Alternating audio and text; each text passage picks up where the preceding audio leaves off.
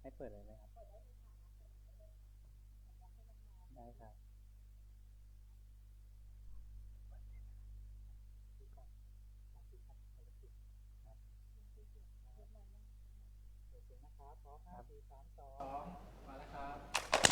โย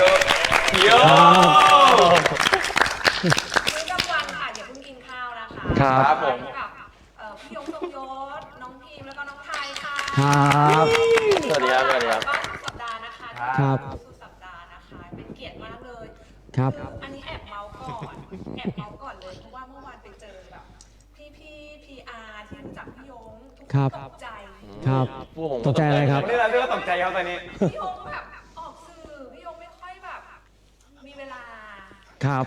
ดีใจมาก จริง ๆ ก็ไม่ค่อยมีเวลาครับ แต่ว่ารู้สึกว่าอยากตอนทำหนังทำซีรีส์แบบได้เดินสายโปรโมทตลอดเวลาครับ ใช่เรายังได้เจอพี่ยงในพาร์ท ครับ แบบตอนทำหนังซีรีส์สมัยดาดาวเมื่อก่อน ครับครับ พอมาดูเด็กสี่สองคน ครับ ไม่ค่อยเจอพี่ยงเท่าไหร่ ครับ นอกจากไปเจอตามงานอะไรบางครั้งบางคราว ครับ อยากฝึกให้เด็กๆเก่งครับ แล้วก็ทำได้ด้วยตัวเองครับ ใช่แล้วทุกคนแบบผู้หลักผู้ใหญ่พีอาร์ในทีม GDS ดาดาวเก่าพี่ยงทรงยศมาจริงๆ ครับ หล่อบอกมาจริงค่ะเจอกัน ครับ ตอนมื้อเที่ยง ครับ นะคะ ได้ครับขอบคุณเช่นกันครับขอบคุณครับ ตกใจเหมือนกันครับตกใจครับดีใจเหมือนกัน ดีใจหรือเกรง เกรงนิดนึง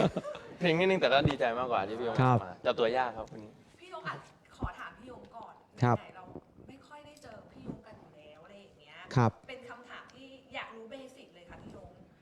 จากที่เราเจอพี่ยงในฐานะเป็นผู้กำกับ ครับ เป็นนักปั้นสมัยดาดาวดูแลเด็กๆในยุคนั้นที่ส่วนใหญ่เป็นนักแสดง ครับ พี่ยงทำไมถึงอยากทำปั้นเด็กๆในแนวแบบบอยกรุ๊ปอะค่ะพี่ยงทีป๊อปอะไรเงี้ยตอนนั้นมันไปได้แรงบันดาลใจหรือไปเห็นอะไรมา ครับ นะคะ จริงๆเติบโตมาจากการเป็นคนทำหนังใช่ไหมครับ แล้วก็เรียนหนังทำภาพยนตร์มา แล้วก็แบบเป็นคนเป็นผู้กำกับที่แบบเหมือนเวลาเราทำงานแล้วเราอยากสื่อสารใช่ไหมครับ แล้วก็จับพลัดจับผลูได้มาทำนาดาวบางกอก แล้วก็ได้ดูแลน้องๆนักแสดงครับ ซึ่งตอนนั้นก็คือเวลาเวลาตอนที่เรากำลังจะไปทำอะไรใหม่ ๆ ที่เราไม่ได้ตั้งใจไว้ว่าเราจะได้ทำมาตั้งแต่ต้นแล้วมันมีโอกาสเข้ามา มันทำให้พี่รู้สึกว่า มันเป็นพอเราลงไปทำมันเป็นประสบการณ์ใหม่ๆ มันเป็นประสบการณ์ใหม่ๆที่ทำให้เรารู้สึกตื่นเต้นมันเหมือนจังหวะหนึ่งตอนที่ทำนาดาวแล้วมีช่วงหนึงที่พี่ได้เป็นนายกสมาคมผู้กำกับภาพยนตร์ไทย ตอนนั้นก็อ่ารู้สึกว่าโอกาสนั้นมันทำให้เรารู้สึกว่าเราได้ลองทำอะไรใหม่ๆแล้วประสบการณ์ใหม่ๆนั้นมันทำให้เราเหมือนตอนเราเป็นเด็กอะเราได้ลองทำอะไรใหม่ๆปุ๊บมันจะทำให้เรารู้สึกว่ามันเป็นประสบการณ์ที่เราตื่นตาตื่นใจแล้วสนุกกับมันในการทำมันครั้งแรกใช่ไหมฮะทีนี้พอเราทำงานมาสักพักหนึ่งอะไอความรู้สึกที่เราตื่นเต้นแล้วสนุกกับการทำงานอ่ะมันค่อยๆลดน้อยลงจากการที่ อยู่กับมันนาน ใช่จากการที่เราทำมันซ้ำๆเหมือนเดิมเลยครับซึ่งพอโอกาสที่มันพาเราไปเจออะไรใหม่ๆ เช่นตอนที่พี่ทำหนังแล้วได้มาทำซีรีส์ได้ไปดูแลนักแสดง แล้วพอตอนทำนักแสดงอ่ะช่วงท้ายๆของการทำนาดาวบางกอกมันมีนาดาวมิวสิกเกิดขึ้น แล้วตอนนั้นเราได้ทำศิลปินพอเราได้ทำศิลปินเสร็จปุ๊บก็ถือว่าเป็นประสบการณ์ใหม่ๆที่ทำให้รู้สึกตื่นเต้น ใหม่แบบ ใช่ครับครับ ก็เลยแล้วบวกกับเป็นคนชอบฟังเพลงอยู่แล้วตั้งแต่เด็ก แต่ว่าฟังเพลงในฐานะของคนฟังเลยนะครับหมายถึงว่าเป็นคนติดตามฟังเพลงทีป๊อปเป็นแฟนคลับแกมมี่อาร์เอสมาตั้งแต่ตอนเป็นวัยรุ่นอะไรอย่างเงี้ยครับก็เลยรู้สึกว่าพอถึงจังหวะช่วงนี้รู้สึกว่าอยากลองลงมาทำงานเพลงดูบ้างเลยครับแบบบอยกรุ๊ปซะด้วยพี่ยงเกิร์ลกรุ๊ปบอยกรุ๊ปเลย ใช่จริงๆ ใหญ่เลยค่ะพี่ยง ใช่ครับจริงๆวงแรกของพวกเราคือ Mix Food ครับก็คือน้องๆผู้หญิงครับแล้วก็มาทำ789 Survival แล้วก็ได้เดบิวต์บัตรแล้วก็ไดตามมาครับ พอมาดูเด็กในพาร์ทแบบตอนนาดาวมิวสิกก็จะเป็นส่วนใหญ่เป็นศิลปินเดี่ยวคู่บ้าง ครับ ทีโอบ้างอะไรอย่างเงี้ยแต่ครั้นี้เด็กกลุ่มหนึ่ง12 คน5 6 7 คนอะไรอย่างเงี้ยพี่ยง ครับ เป็นยังไงบ้างคะ คือก่อนมันมีช่วงหนึ่งที่ตอนที่พี่ได้มีโอกาสได้ไปร่วมกับโปรเจกต์นายไปนายกับทางโฟนอล็อกใช่ไหมครับตอนนั้นก็เป็นโปรเจกต์ที่มันมีศิลปินรวมกันละ9 คนแล้วก็พี่ได้ทำเลือดข้นคนจางได้ทำเกมเมนอะคาเดมี่คือปกติเวลาทำงานตั้งแต่ทำหนังทำซีรีส์แล้วจะเห็นว่าจริงๆงานพี่จะเป็นหนังที่แบบนักแสดงเยอะ เด็กเยอะอยู่แล้ว องซอมเหมือนจะเป็นทีมนักแสดงเยอะมันตั้งแต่ปิดเทอมใหญ่ก็จะเป็นหลายคู่ใช่ไหมฮะแล้วก็พอมาตอนฮอร์โมนก็จะมีตัวละครหลากหลาย แล้วก็มี คาแรคเตอร์หลากหลายแล้วก็มาเลือดข้นก็จริงๆสนุกกับการทำงานที่มันมีนักแสดงหรือศิลปินที่มีหลากหลายคาแรคเตอร์มารวมตัวกัน แล้วก็พอวันที่จะมาทำมาเรายุตินาดาวแล้วเรามาเปิดทาดาซันเลตอนนี้ก็เลยรู้สึกว่าอยากทำวงที่มันเป็นกรุ๊ปใหญ่ๆเพราะว่าพี่รู้สึกว่าการทำศิลปินที่เป็นกรุ๊ปใหญ่อะมันสนุกกับการแบบได้ค้นหาเคมีของศิลปินที่จะมารวมตัวกัน แล้วก็น่าสนใจตรงแบบฟังก์ชันของแต่ละเมมเบอร์ในการมาประกอบร่างเป็นทีมเป็นวงหนึ่งวงเนี่ยมันสนุกกับการก่อร่างสร้างตัวนั้นครับ ตอนที่พี่ยงอยากทำแบบเป็นกลุ่มอะณโมเมนต์แรกพี่ยงคิดไหมว่าอุ๊ยต้องเป็น 12 คนแบบเยอะๆเลย เพราะว่าส่วนใหญ่ก็จะแบบ5 6 7 ครับ 2น้อยไม่ค่อยเห็นนะพี่ยงเพราะมันกลุ่มใหญ่มากอะไรอย่าง ครับ เงี้ย จริง พี่ยงวางไว้ สิ่ง น่าย าก สักกี่คนแบบ ๆ 7 8 9 ครับ รายการเด็ จะไปก้าวตอนแรก คือจริงๆ ในความตั้งใจแรกก็คือตามชื่อรายการเลยครับ ก็คือว่าจะ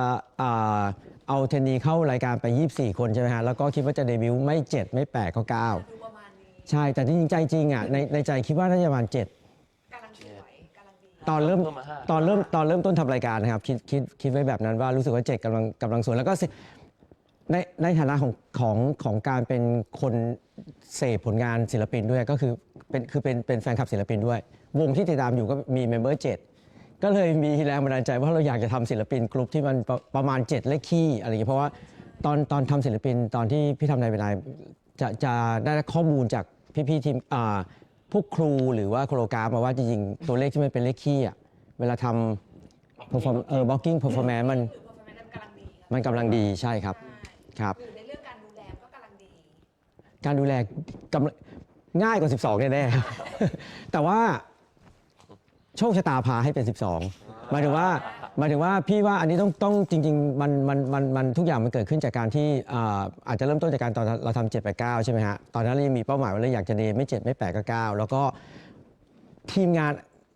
ทำงานได้ดีโดยการในการแคสติ้งหรือออดิชั่นน้องๆทั้ง24 คนมา แล้วก็ทำให้เราได้เด็กแบบที่ดีอะฮะที่มีคาแรคเตอร์ที่มันหลากหลาย แล้วก็มีฟังก์ชันหมายถึงว่ามีคุณสมบัติของการเป็นศิลปินที่น่าสนใจที่หลากหลายพอเราได้เด็กจำนวน24 คนที่มันมีความหลากหลายที่ดีเนี้ยแล้วมารวมตัวกันเสร็จปุ๊บอะพอถึงวันที่รายการดำเนินไปอะพอถึงตอนรอบสุดท้ายน่ะเอาจริงพี่ตัดใครไม่ได้ครับ พี่รู้สึกว่าคือมันเหมือนความรู้สึกเราสัญชาตญาณเรามันพาเราไปถึงตรงจุดนั้นแล้วเรารู้สึกว่ากลุ่มที่เราควรจะเดบิวต์จากรายการตอนเนี้ยมันควรจะเป็น 12 คนเนี้ยรู้สึกว่าถ้าเขาได้อยู่รวมกันฟังก์ชันหน้าที่ในการของแต่ในเมมเบอร์แต่ละคนมันน่าจะส่งเสริมกันได้ดีในพลังของการเป็น 12 คนนี้ ตอนนั้นก็จริงๆตัดสินใจยากนะครับเพราะอย่างที่ทุกคนรู้ว่ารายการที่7 8 9แล้วเราพูดมาตั้งแต่ต้นว่าเราจะเดบิวต์ไม่ 7 ไม่ 8 ก็ 9พอมาถึงตอนรอบสุดท้ายแล้วเราต้องเปลี่ยนใจต้องตัดสินใจกระทันหันว่ามันจะไม่ใช่7 8 9แต่มันจะเป็น12เนี่ยตอนนั้นถือว่าลำบากใจมากแต่ว่าก็รู้สึกว่าเชื่อความรู้สึกตัวเองในตอนนั้นแล้วก็ปรึกษาทีมบางส่วนก่อนเข้ารายการแป๊บเดียวเลยครับว่าแบบพี่จะตัดสินใจแบบนี้นะทุกคนโอเคไหมเนี่ยซึ่งทีมก็ซัพพอร์ตการตัดสินใจนี้ครับ ทุกอย่างได้ถูกจัดสรรไว้หมดแล้วนะพี่อยู่ในการมาเจอกัน ใช่ครับถูกจัดสรรโดยโชคชะตา ครับครับ พี่พอมาดูแลเด็กๆทั้ง12 คน ครับ ในยุคนี้นะคะยุคสมัยนี้ซึ่ง ครับ มันก็ถ้าเทียบกับนาดาวมันก็ผ่านมาแล้วเป็น10 ปีแล้วพี่ยงยุคสมัยมันเปลี่ยนไป ครับเปลี่ยนไปเยอะครับ พี่ยงเขาเรียกอะไรเรียนรู้และปรับเปลี่ยนในการดูแลบริหารจัดสรรศิลปินยังไงบ้างคะเรียนรู้ไปพร้อมกับเด็กๆเติบโตไปพร้อมกับเด็กๆ ใช่ครับจริงๆ เรียนรู้ไปทั้งกับเด็กๆ แล้วก็เรียนรู้ไปทั้งกับน้องๆพนักงานทีมงาน เพราะเหมือนเด็กยุคนี้เขาก็จะ ใช่ครับเปลี่ยน โตอีกแบบหนึงมีมุมมองอีกแบบหนึง ใช่ครับแต่ส่วนคือพี่รู้สึกว่ามันเปลี่ยนไปเรื่อยๆนะครับแต่ว่าก็ไม่ได้รู้สึกว่าเหมือนตามไม่ทันอะไร เพราะว่าเอาจริงมันเหมือนกับว่าในบริษัทเราทั้งตัวศิลปินเนี่ยมันจะมีน้องๆที่เป็นเด็กรุ่นใหม่ๆเข้ามาอยู่ตลอดเวลา แล้วก็เวลาพี่ลงไปทำงานอ่ะเราก็จะต้องลงไปทำความรู้จักหรือแม้กระทั่งการเวิร์กช็อปหรือแม้กระทั่งการเรียนการแสดงการร้องเพลงอะไรต่างๆ เราเข้าไปดูอยู่แล้วดังนั้นมันเลยเหมือนทำให้เราตามทันเด็กรุ่นต่อๆมาไปเรื่อยๆจากการที่เราได้เข้าไปดูหรือพูดคุยกับเขาแบบใกล้ชิดเพียงแต่ว่าก็ต้องยอมรับจริงๆว่าจริงๆเด็กยุคนี้บัคไดเนี่ยก็แตกต่างจากเด็กยุคฮอร์โมน เหมือนเขาก็สอนอะไรเราด้วยหรือเปล่า เราได้เรียนรู้จากเขาหลาย ๆ อย่างครับจริงๆเด็กยุคนี้แบบ ด้วยความที่เขาเติบโตมากับโซเชียลมีเดียที่แข็งแรงหรืออินเทอร์เน็ตอะไรอย่างนี้ใช่ไหมมันทำให้จริงๆเขารู้อะไรเยอะ แล้วก็ทุกอย่างไปไวเขารู้เยอะไปไวถึงกว่าเด็กยุคเราอะไรเงี้ยแต่ว่าสิ่งที่มันก็จะทำให้ขาดหายไปก็คือว่าไอ้ความลึกซึ้งในการในเรื่องรายละเอียดอะไรบางอย่างเขาก็อาจจะยังไม่ลึกซึ้งมากซึ่งเป็นสิ่งที่เราจะต้องสอนและแนะนำเขาต่อไปครับ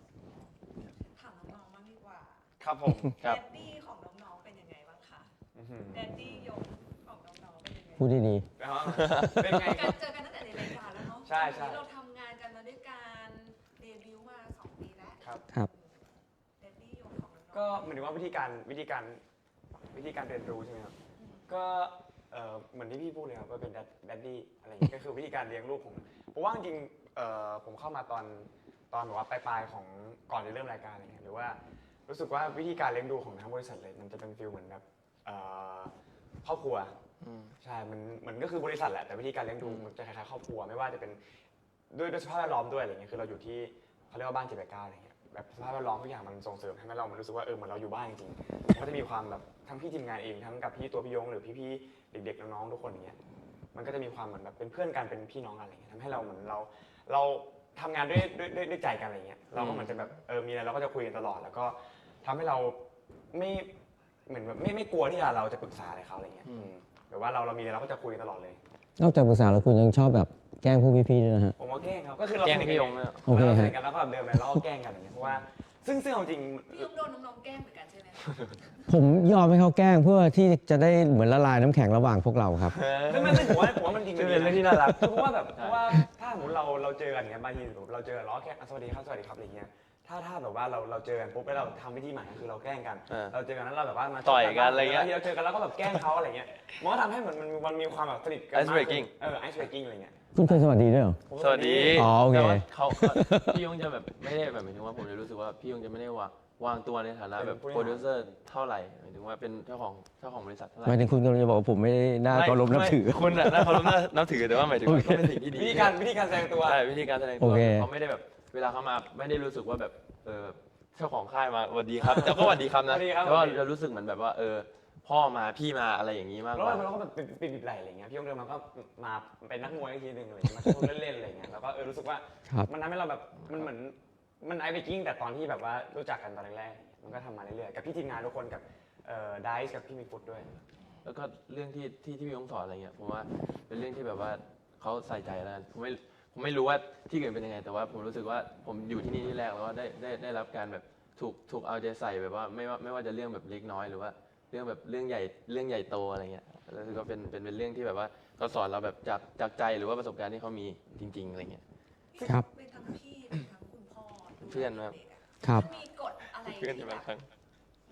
มือนเราอยู่บ้านเดียวกัน มันต้องมีกฎสักกฎหนึ่งที่แบบว่าเฮ้ยพี่ยงแบบเฮ้ยเด็กๆ พี่ขออันนี้เลยนะขอเลยอะไรเงี้ย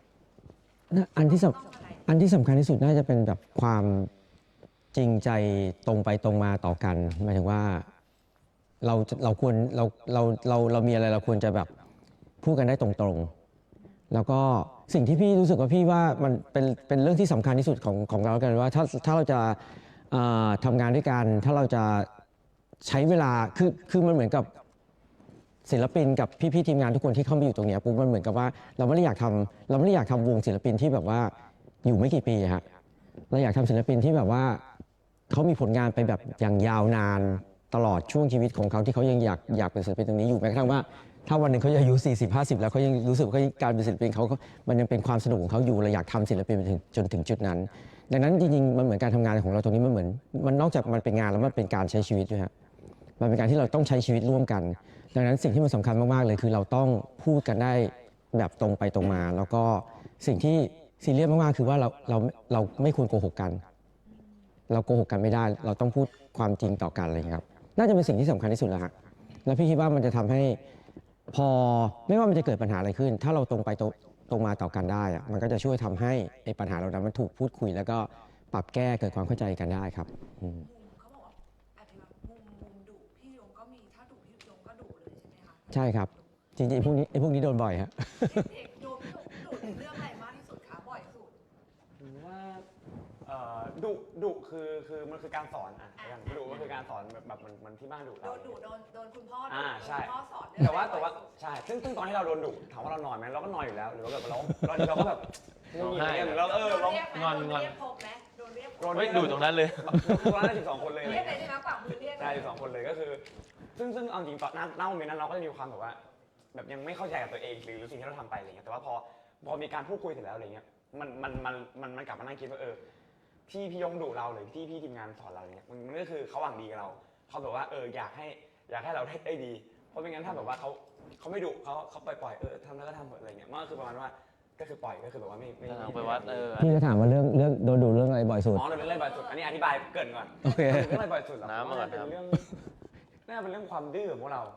เรื่องความดื้อความซนของวงบัสหรือว่าอาจจะเป็นเรื่องแบบเรื่องอะไร ผมถ้าเป็นพี่ยงนะจะรู้สึก เอา ว่า ไว้เห็นภาพอะ โดนดุ เห็แล้วแบบโดนดุแน่เลยเนี่ย โดนดุเรื่องความแบบที่พี่ยงบอกเนี่ยอาจจะเป็นเรื่องการแบบลึกซึ้งกับอะไรสักอย่างกับผลงานของตัวเองหรือว่าก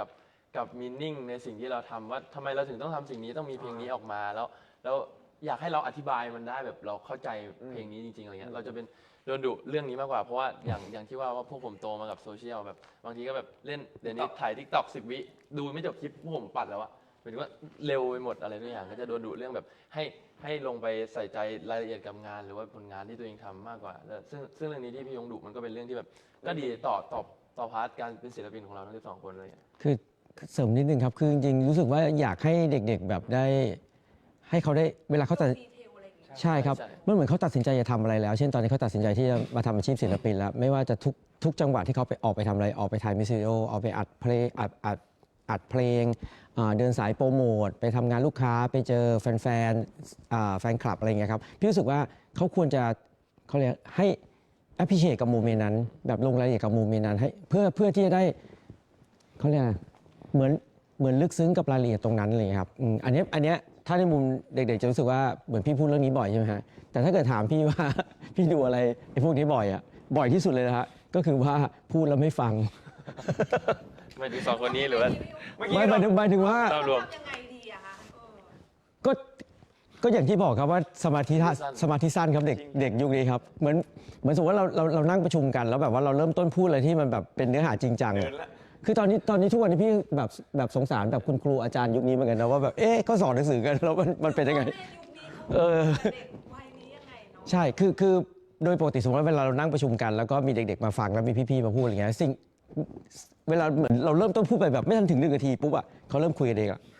งเขาเริ่มไปสนใจอย่าง อั อื่ น น นี้ แล้ว ก็เริ่มต้นนะคุยนี่เริ่มต้นอย่าง หลายวงเริ่มเป็นหลายว เริ่ม ง มีเริ่มเดินอะไรอย่างเงี้ย ซึ่งพอมันเกิดสิ่งนั้นปุ๊บมันก็จะโดนพี่ดุแล้วฮะว่าแบบว่าต้องคอนเน็กหน่อยสนใจหน่อยเรากำลังคุยเรื่องนี้อยู่ทุกคนฟังอะไรเงี้ยครับ แต่ก็เป็นเรื่องที่ควรดูแล ครับครับ ต้องเตือนพี่ยงคะมองจากวันที่เห็นเขาจากในรายการจนวันเนี้ยเขาเดบิวต์มา2 ปีแล้วค่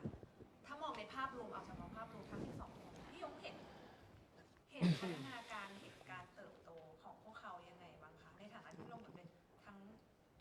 ผู้แทนค่ายและเป็นคุณพ่อของเขาเลย ครับ พูดดีๆพูดดี ก็ เอาวง เก่ง ถ้าเอาส่วนตัวพี่ถือจากการที่จริงๆ ตั้งแต่ทำศิลปินมาตั้งแต่นาดาวครับ พี่รู้สึกว่าเด็กๆ7-8-9เนี่ยเก่งในแง่ของการที่แบบว่าเขาต้องด้วยความที่หนึ่งคือวัยเขาว่าตอนที่เขาเข้ามาทำสิ่งเนี้ยก็เขายังเรียนหนังสืออยู่ใช่ไหมเขายังเป็นเด็กจริงๆพูดได้ว่าเขายังเป็นเด็กแหละแต่ว่าเวลาตอนที่เขาเข้ามาพวกเราจะเคยคุยกันนะว่าแบบว่าเมื่อน้องตัดสินใจที่จะมาทำตรงนี้แล้วอะหมายถึงว่าเราจะไม่นับอายุอะหมายถึงว่าเมื่อเราเริ่มต้นมาทำตรงนี้แปลว่าทุกคนต้องเป็นมืออาชีพ เราจะไม่ใช่เท่ากันเราไม่สามารถบอกได้ว่าพอน้องยังมีอายุเท่านี้แล้วน้องยังเด็กอยู่ แล้วก็เราจะไม่เรารับผิดชอบไม่ได้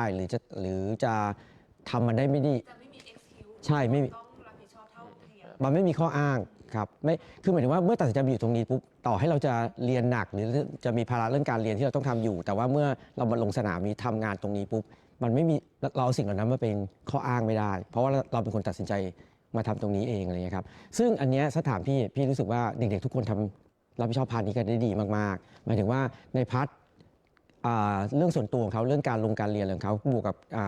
หน้าที่ของการฝึกซ้อมแล้วก็การเป็นศิลปินเขาอะพี่ว่าคือมันอาจจะมีหลาย ๆ ครั้งที่อาจจะยังจัดสรรได้ไม่ลงตัว แต่ว่ามันก็เป็นเรื่องของการที่เขาทำเต็มที่แล้วก็ใส่มาสุดแล้วรู้ว่าเขา เขารักมันทั้งสองพาร์ทอยากทำให้ดีทั้งสองพาร์ทเขาไม่ทิ้งใช่ครับเขาอยากทำมันให้ดีทั้งสองพาร์ทแต่เข้าใจว่ามันก็จะมีหลายอย่างที่แบบบางทีอย่างเช่นเนี่ยปกติในวันเดินสายโปรโมทเงี้ยพี่ไทยอ่ะก็จะไม่ค่อยมาไม่ค่อยได้เพราะติดเรียนอย่างเงี้ยแต่ว่าวันนี้เป็นช่วงสอบเพิ่งเสร็จ ได้สองคนก็อาจจะอย่างบางคนก็อาจจะติดเรียน ใช่ครับใช่ครับ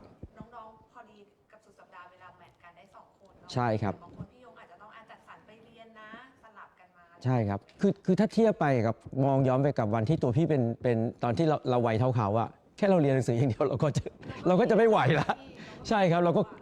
าก็ไม่ไหวเราก็เลยรู้สึกว่าจริงตั้งแต่ยุคเด็กนาดาวจนมาถึงยุคนี้แล้วฮะเหมือนตอนที่พี่ถ่ายฮอร์โมนแล้วแบบเด็กๆหลายคนไปอ่านหนังสือในกองถ่ายอย่างเงี้ยอันนี้ก็เห็นเขาเหมือนกันว่าวันที่เขาบางทีเขาไปโชว์บิตต่างจังหวัดไปทำงานต่างจังหวัดปุ๊บวันรุ่งขึ้นเขาต้องกลับมาสอบ หรือต้องกลับมาเตรียมตัวอ่านหนังสือเพื่อที่จะไปสอบเนี่ยรู้สึก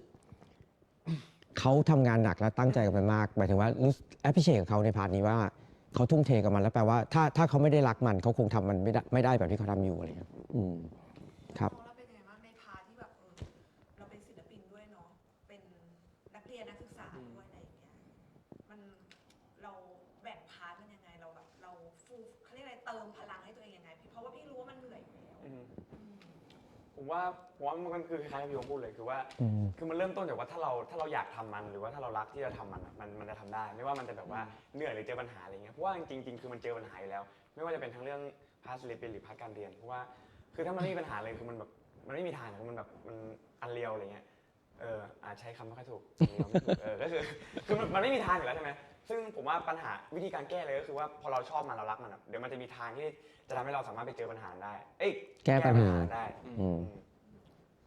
ครับของผมก็ตอนที่เข้ามาที่นี่ตอนแรกพิมพ์ 16แบบว่าเทอม2ม4เทอม2 มัธยมอยู่เลย ใช่ครับแล้วผม ครับ เพิ่งเข้ามากรุงเทพตอนแรกอะม4ซึ่งผมอยู่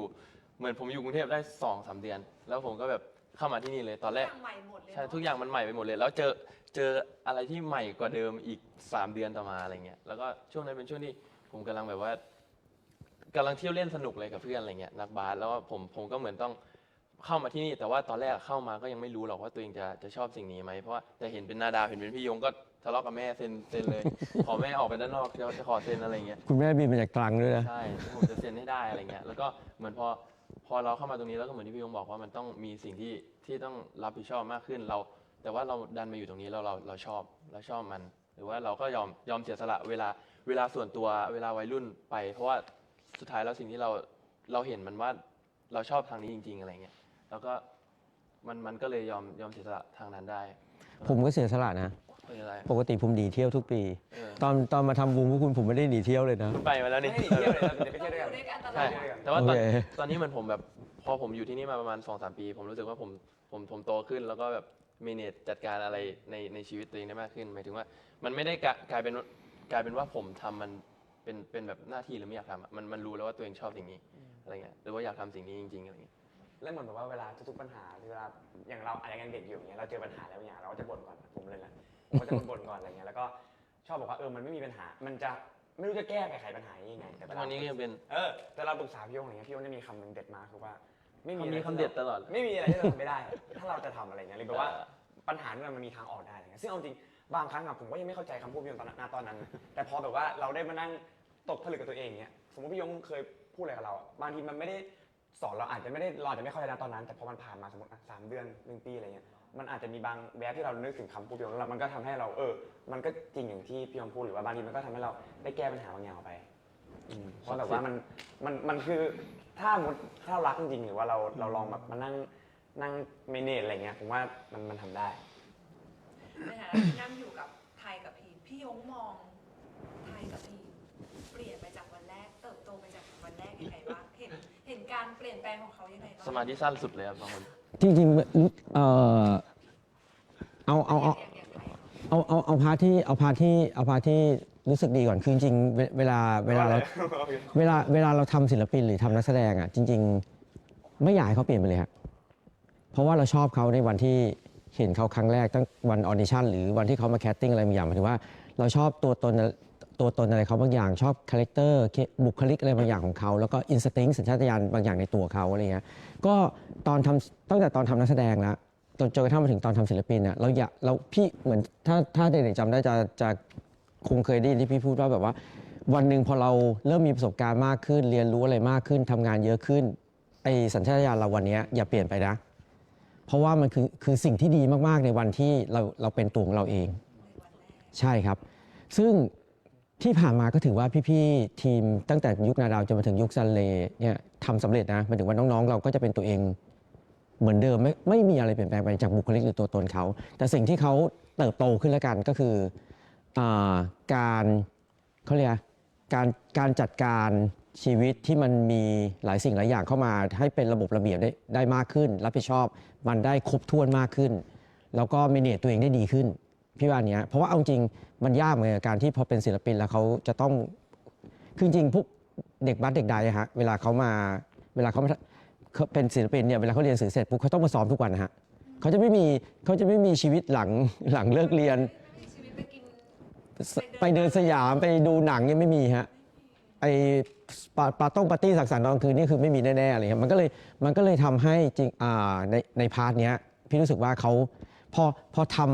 ำมาอย่างสม่ำเสมอเขาบริหารจัดการเวลาตัวเองได้ดีขึ้น อันนี้เป็นสิ่งที่พี่รู้สึกว่าเขาโตขึ้น ทั้งสองคน ใช่ครับอืม อยากต้องเข้าเรื่องเพลงบ้างนะคะพี่ ครับ เพลงใหม่ ครับ เพราะว่าเดี๋ยวจะยาวไป สนุกนะครับสนุก ครับ ผมชอบ เพล ฟั ง ง ใหม่ล่าสุดเลยค่ะสตาร์ ครับ ยังรักอยู่ไหม ครับ จากที่ฟังข้อมูลมาค่ะพี่โยบอกว่าเอามาจาก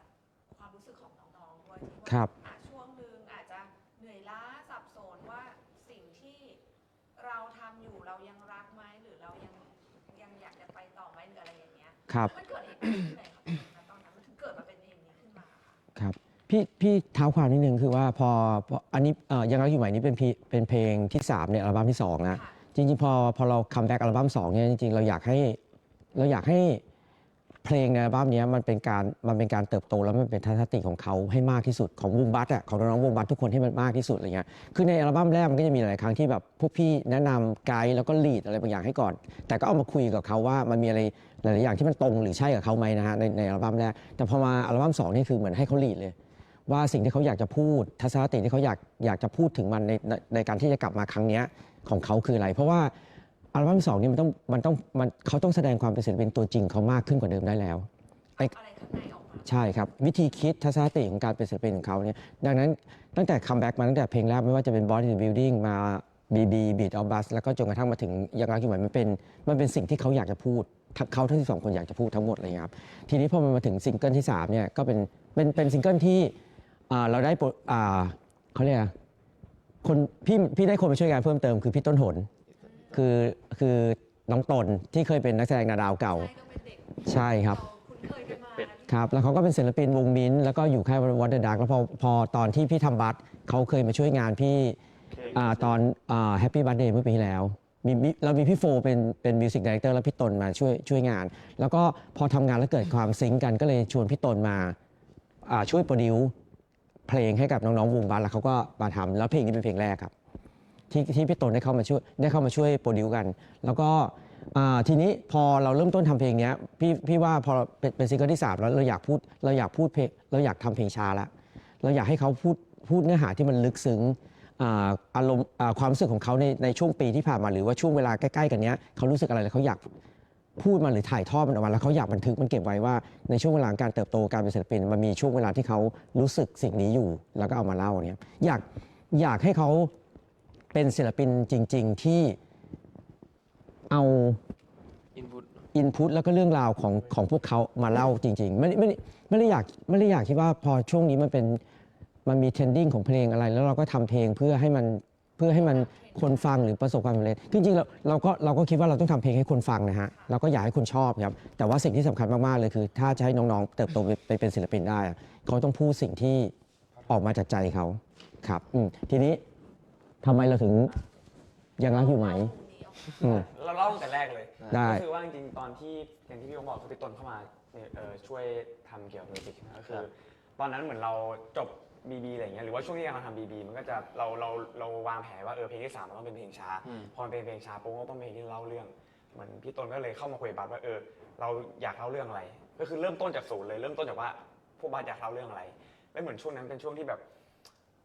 พวกเราบัสคือเหมือน ทำงานกัน หนักมา หนั ก เแบบว่า หนักแบบหนักจริงๆแล้วก็มันเลยไม่ได้ในแต่ละวันอ่ะเราเลยไม่ได้มานั่งเหมือนแบบตระหนักรู้กับตัวเองว่าเรารู้สึกอะไรอยู่ในทุกๆวันเพราะแบบมันทุกอย่างมันแบบ มันเคยชินไปหมดอะ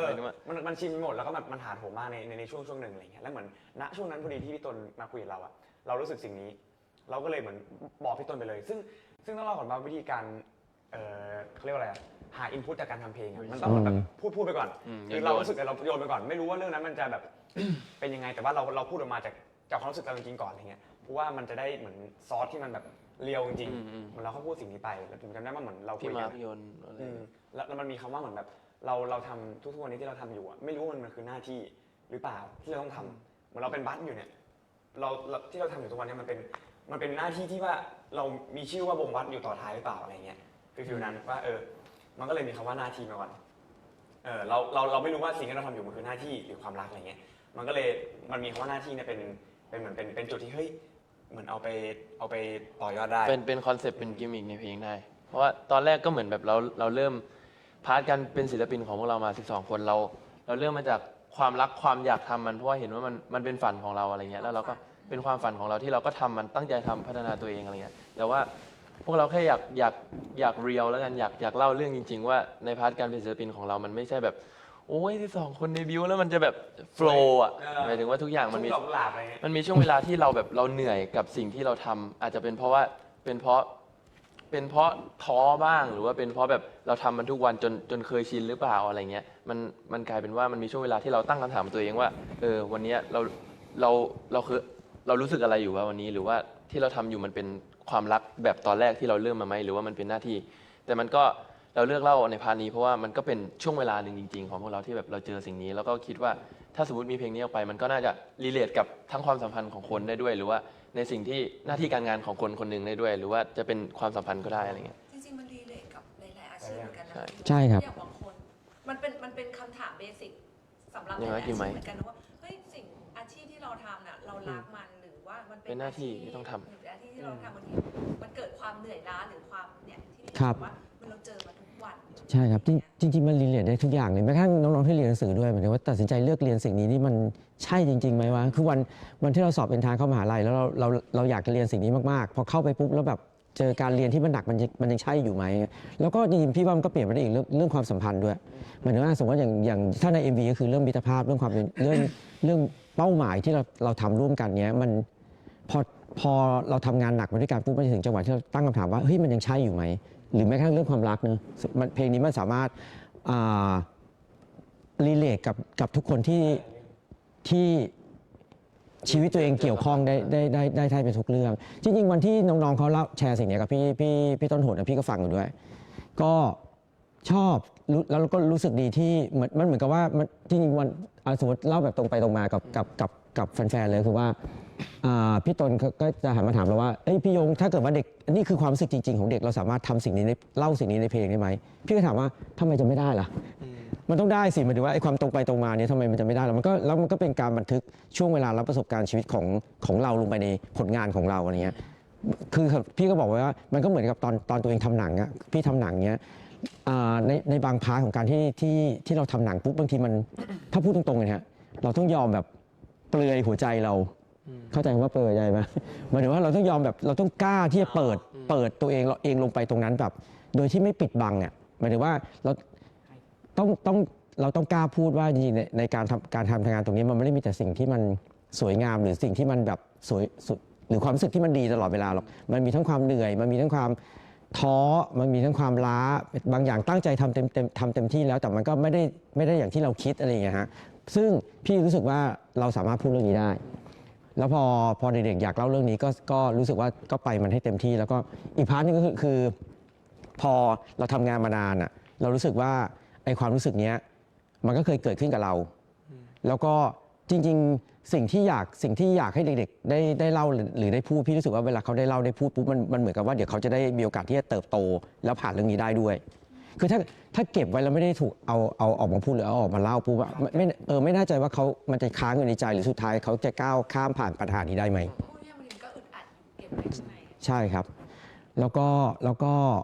็พี่คิดว่ามันเป็นเรื่องปกติธรรมดาที่เราจะ มีโอกาสได้พบเจอเมื่อเราเต็มที่กับอะไรบางอย่างปุ๊บแล้วก็ใส่สุดกับมันก็ย่อมมีวันที่เวลาเราไปพบเจอปัญหาแล้วเรารู้สึกว่าบางอย่างเรามาทำให้เราท้อแล้วก็เหนื่อยเลยครับ ในวันที่เรามานั่งคุยเรื่องคอนเซ็ปต์อย่างที่น้องๆให้ฟังพี่ยงฟังแล้วรู้สึกยังไงบ้างคะเวลาเด็กๆหรือน้องๆแบบบางทีรู้สึกแบบเนี้ยเคยคุยกันเองไหมแล้วพี่ยงแบบฟังแล้วเหมือนแบบเขาเรียกอะไรช่วยให้กำลังใจหรือแนะนำหรือเฮ้ยตัวไว้ไปพวกเราอะไรอย่างเงี้ย มันมีทั้งให้อย่าพูดก่อนบ้าง ไม่หนึ่งคือแค่อยากพูดถึงแบบนี้หนึ่ง โอเค ว่าคนรู้เข้าใจผิดคือ โอเค คือมันก็คือคำถามที่แล้วก็คือว่าไอ้เรื่องที่บอกว่าเราหน้าที่อะไรอย่างงี้ใช่ไหมครับแล้วเหมือนเอาจริงคือผมว่าเขาเรียกอะไรพอเรารู้สึกตัวอย่างนี้รู้สึกว่าที่เราทำอยู่มันเป็นหน้าที่หรือเปล่าอะไรอย่างเงี้ยหรือหลายๆคนที่รู้สึกอยู่นะผมว่าจริงเพลงนี้มันก็เหมือนสอนพวกเราพัดด้วยทำให้เหมือนเรารู้ตัวว่า รีเช็คตัวเอง รีเช็คตัวเองว่าเรากำลังทำอะไรอยู่มันแบบเป็นส่วนหนึ่งที่ทำให้ช่วยให้เราแบบว่าหาทางออกเจอหรือว่าให้เราเข้าใจกับเส้นทางของเรามากขึ้นด้วยพี่เสริมนี้ของไทยได้ไหมคือหมันถึงว่าไม่แน่ใจว่าจริงๆคนฟังจะเข้าใจในพาร์ทนี้นะไหมมันเหมือนกับว่าอันนี้น้องๆบัสเขาเป็นศิลปินใช่ไหมแต่สมมติถ้ายกอย่างเหมือนตอนที่พี่เป็นผู้กำกับอย่างเงี้ยมันเหมือนกับว่าเวลาเราเล่าเรื่องอะไรก็ตามมันเป็นเรื่องที่จริงๆเราพบเจอมาในชีวิตเราแล้วเรารู้สึกว่าเราอยากเอามันมาเล่าอ่ะอย่างตอนพี่เป็นเด็กทำหนังเรื่องเด็กขอมันคือช่วงชีวิตที่เราอยู่โรงเรียนประจำแล้วเรารู้สึกว่าเฮ้ยตอนที่เราถูกส่งไปโรงเรียนประจำเรารู้สึกว่าพ่อแม่ไม่รักเรามันป้ามาไม่รักเราหรือเปล่าถึงส่งเราไปอยู่ตรงนั้นอะไรเงี้ยแล้วพอเราไปอยู่ตรงนั้นปุ๊บเราได้เรียนรู้เติบโตแล้วเรามองเห็นอะไรหลายอย่างจากการที่เฮ้ยนี่คือโรงเรียนที่ดีนะค่าเทอมก็แพงนะเพื่อนสังคมก็ดีพอเราเริ่มต้นรักโรงเรียนปุ๊บมันกลายเป็นว่าเรามองเห็นว่าจริงๆการที่ถูกส่งอยู่ที่นี่มันเป็นความรักของพ่อแม่ของเราอีกแบบหนึ่งเหมือนกันอะไรเงี้ยคือแต่ว่าทั้งหมดทั้งปวงมันหลายๆครั้งมันเริ่มจากการที่เราต้องมานั่งตกผลึกเขียนแล้วก็ทำความเข้าใจมันสมมติตอนนั้นของพี่มันคือการเขียนบทหนังลงไปนั่งทำบทหนังทำความเข้าใจมันหรือแม้กระทั่งตอนที่พี่ทำเลือดข้นมันก็มีหลายซีนที่เรายกตัวอย่างอะไรบางอย่างมาจากชีวิตของเราเช่นแบบว่าตอนเราเป็นเด็กๆบ้านพี่แบบมีผู้ชาย2 คนคือพี่คนโตกับน้องชายคนเล็กแล้วก็มีน้องสาว2 คนตรงกลางเราเห็นแม่เรามาเราชอบแบบว่าไปกินข้าวแล้วแบบคีบกล้ามปูให้เราคนให้พี่แล้วก็น้องชายอย่างเงี้ยแล้วเราคิดว่าเฮ้ยน้องสาวเรามันจะรู้สึกอะไรไหมอะไรเงี้ยแต่เราก็ไม่เคยนั่งพูดนั่งถามนะน้องเราก็ไม่เคยมาบ่นเลยอะไรแบบนี้พอมันอยู่ในใจเราเอามันมาเล่าอยู่ในหนังในซีรีส์ซึ่งพอตอนเราเขียนมันออกมาปุ๊บอะมันทำให้เราทบทวนและนั่งคิดกับมันแล้วก็เขาเรียกเหมือนทำความเข้าใจมันมากขึ้น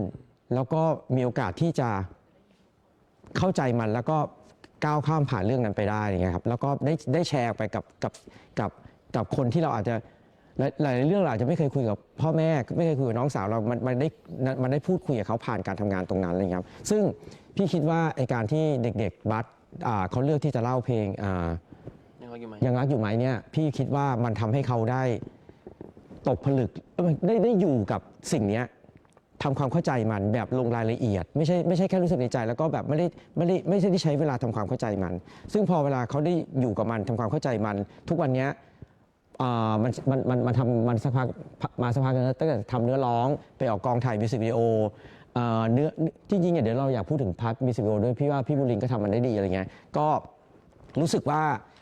มันช่วยคลี่คลายอะไรบางอย่างเขากับคำถามนี้เหมือนกันกับเด็กๆบัสยังรักอยู่ไหมอะไรเงี้ยเดี๋ยวในการเดินสายอื่นลองถามเด็กๆคนอื่นดูลองดูก็ได้ว่าแบบว่าเขาก็จะมีมุมมองอะไรใช่ครับ